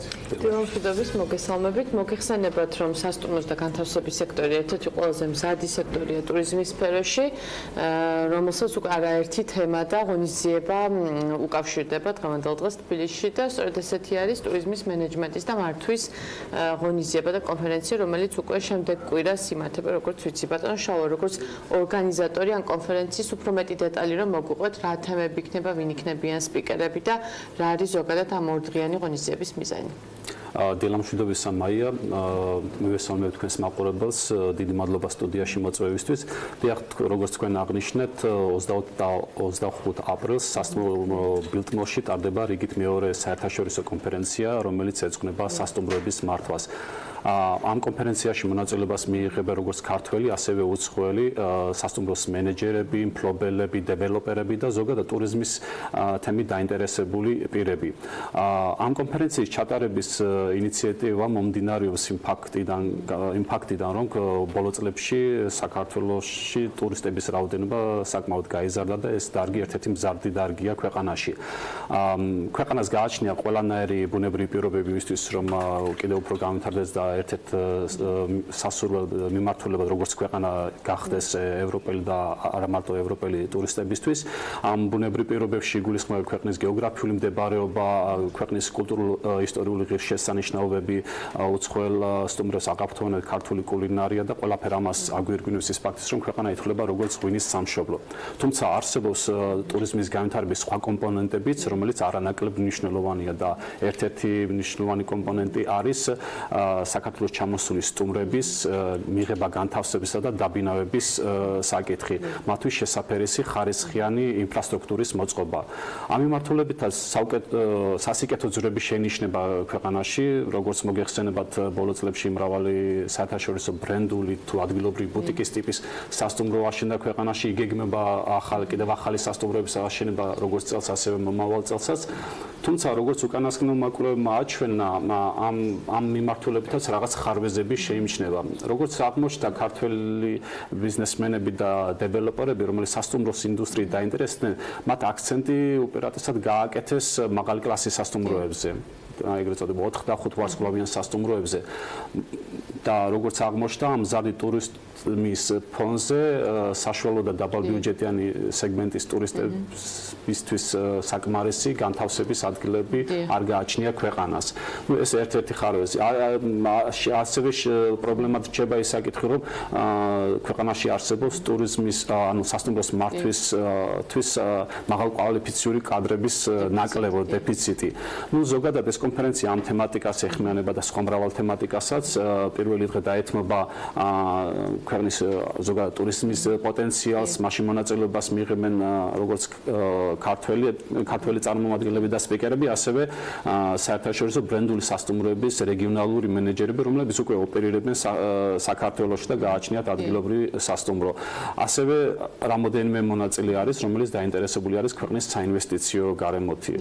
და ამ საინვესტიციო გარემო მათთვის მიმზიდველია, ქვეყანა და სახელმწიფო აქტიურად მუშაობს იმისათვის, რომ შექმნას შესაბამისი გარემო, არსებობს დაფინანსების სხვადასხვა წყაროები, თუმცა ამ ყველაფერმა უნდა მიიღოს უფრო მეტი ორგანიზებული სახე იმისთვის, რომ ქვეყანა გახდეს მზად ყველანაირი ტიპის, ყველანაირი სეგმენტის ტურისტისთვის და უცხოელი ვიზიტორისთვის.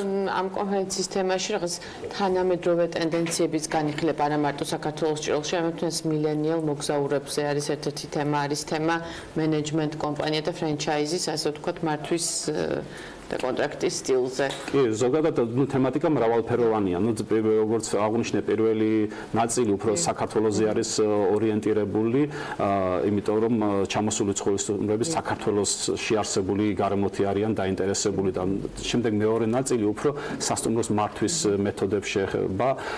არსებობს მრავალნაირი მეთოდი, წინა გამოსვლებმა ერთ-ერთ მეთოდზეც ისაუბრეს, თუმცა სხვა გამოცდილებებიც არსებობს და ეს ჩამოსული სტუმრები გაგვიზიარებენ განსაკუთრებით ესეთი ტექნოლოგიური განვითარების პირობებში, რა მოთხოვნებს უყენებენ უცხოელი ტურისტები, განსაკუთრებით ახალგაზრდული ასაკის სეგმენტი, რომლებიც არიან ასე თქვა ტექნიკურად უფრო გათვითცნობიერებული და დამოკიდებული ამ ტექნიკურ საშუალებებზე და შესაბამისად როგორ უნდა მოხდეს ამათთვის შესაფერისი სერვისის დახვედრა საქართველოში. იმიტომ რომ შეიძლება მოხდეს ის, რომ ეს ქვეყანაში ამჟამად ტურისტული ბუმი არის, ეს ტურისტული ეიფორია გადაივლის რამდენიმე წლის შემდეგ და ისე არ უნდა აღმოჩნდეს, რომ ქვეყანა, რომელიც ასეთ რეკლამირებადია ამ ეტაპზე, ვერ ახერხებს სათანადო დახვედრას და სტუმართ მასპინძლობას უცხოელი ვიზიტორებისთვის. სპიკერების უმრავლესობა არიან უცხოელები, უცხოელი კონსულტანტები. მეორე წელი რა სტარტდება ეს ღონისძიება, რა აუდიტორია როგორი არის, ანუ ძირითადად ქართველები არიან ადამიანები, რომლებიც ამ სფეროში დასაქმებულები არიან, სტუდენტები თუ უცხოელები, რომლებიც ძირითადად ამ კონფერენციაში მონაწილეობას იღებენ ქართველები, მაგრამ არიან ის კატეგორია, რომლებიც სასტუმროს მართვაში რაღაც გამოცდილება აქვთ, ანუ უკვე რაღაც წარმატებები აქვთ მიღწეული, მაგრამ თუნდაც რომ თავიანთი სასტუმროს სტანდარტები აიყვანონ იმ დონეზე, რა დონეზეც არის ეს თქვა ევროპაში და სხვა განვითარებულ ქვეყნებში. ასევე რადგან ფრენჩაიზინგის თემა შეეხეთ, რა თქმა უნდა ეს რამოდენიმე სესია დაეთმობა ამ საკითხს და ქართველი დეველოპერებიც მიიღებენ მონაწილეობას, იმიტომ რომ როგორც აღნიშნე, სპიკერების მხრიდან ასევე მონაწილეობას იღებენ ის კატეგორია ადამიანები, რომლებიც პირველად ეცნობიან საქართველოს სასტუმროს ინდუსტრიის საინვესტიციო პოტენციალს და ეს შესაბამისად ეს საუკეთესო პლატფორმა, როგორც უცხოელისთვის, ასე ქართველი დეველოპერებისთვის. როგორც ნახეთ, თანაინვესტირების ფონდიც თანაინვესტირების ფონდი არის სამაში ჩართული, როგორც აღნიშნე, არსებობს სამთავრობო პროგრამები, რომელიც ამ ყველაფერს ხელს უწყობს და ისინი კიდევ ერთხელ გააკეთებენ პრეზენტაციას ამის შესახებ. სავარაუდოდ ჩაგვერთებიან ასევე ტურიზმის დეპარტამენტიდან და აწარმოეს საქართველოსთან ეს ყველა სტრუქტურა, რომელიც ამისთვის მუშაობს, რომ ქვეყანაში ტურიზმი და ზოგადად სასტუმროს ინდუსტრია განვითარდეს. ალბათ მაყურებელს აინტერესებს სად შეიძლება ინფორმაციის მოპოვება ამ ღონისძიების შესახებ, თუ მათ დასწრება უნდათ, ან უბრალოდ ინფორმაციის გაეცნონ. ამ კონფერენციის შესახებ რეკლამირებას ვაკეთებთ სოციალური მედიის საშუალებით, თუმცა კიდევ უფრო დაწვრილებითი ინფორმაციის მოპოვება ხდება ჩვენი კომპანიის ვებგვერდზე და ამ ვებგვერდზე ინოვაციური ბიზნეს გადაწყვეტილებების ცენტრის ვებგვერდზე, სადაც უფრო დაწვრილებებით არის მიმოხილული ვინ იქნებიან სპიკერები, რა თემატიკაზე იქნება საუბარი და როგორ უნდა მოხდეს ამ კონფერენციაზე დარეგისტრირება. და სავარაუდოდ 24 აპრილამდე მათ აქვს სავარაუდოდ 24 აპრილამდე აქვს მათ, რომ თუმცა სასურველია რამოდენიმე დღით ადრე მოხდეს ეს დარეგისტრირება, იმიტომ რომ ჩვენთვისაც ლოგისტიკურად მოსახერხებელი იყოს მათი დახვედრა, როგორც სტუმართ მასპინძლობა შეეფერება და თემატიკა შეეფერება ზოგადად. დიდი მადლობა ბატონო შალვა, მეწარმატებებს გისურვებთ და შემდეგ სამშაბათამდე ტურიზმის რუბრიკით გამშვიდობებით. მადლობა მაიას დემონიზის და მის სტუმარს, პროფესიულ ჯორჯიას მმართველი პარტნიორი შალვა ძიგურს ინოვაციური ბიზნესის ცენტრის აღმასრულებელ დირექტორის მასპინძლობდა საქმიანი დილის ეთერის ბოლო ნაწილში. ჩვენ ამით გემშვიდობებით, ბედნიერ წარმატებულ დღეს გისურვებთ. წინ გელოდებათ საქმის კურსის ეთერები ბექაპაციკაძესთან ერთად. ყოველდღიურ 8-ზე კი ტელეპირველზე შეხვდებით. Pirveli.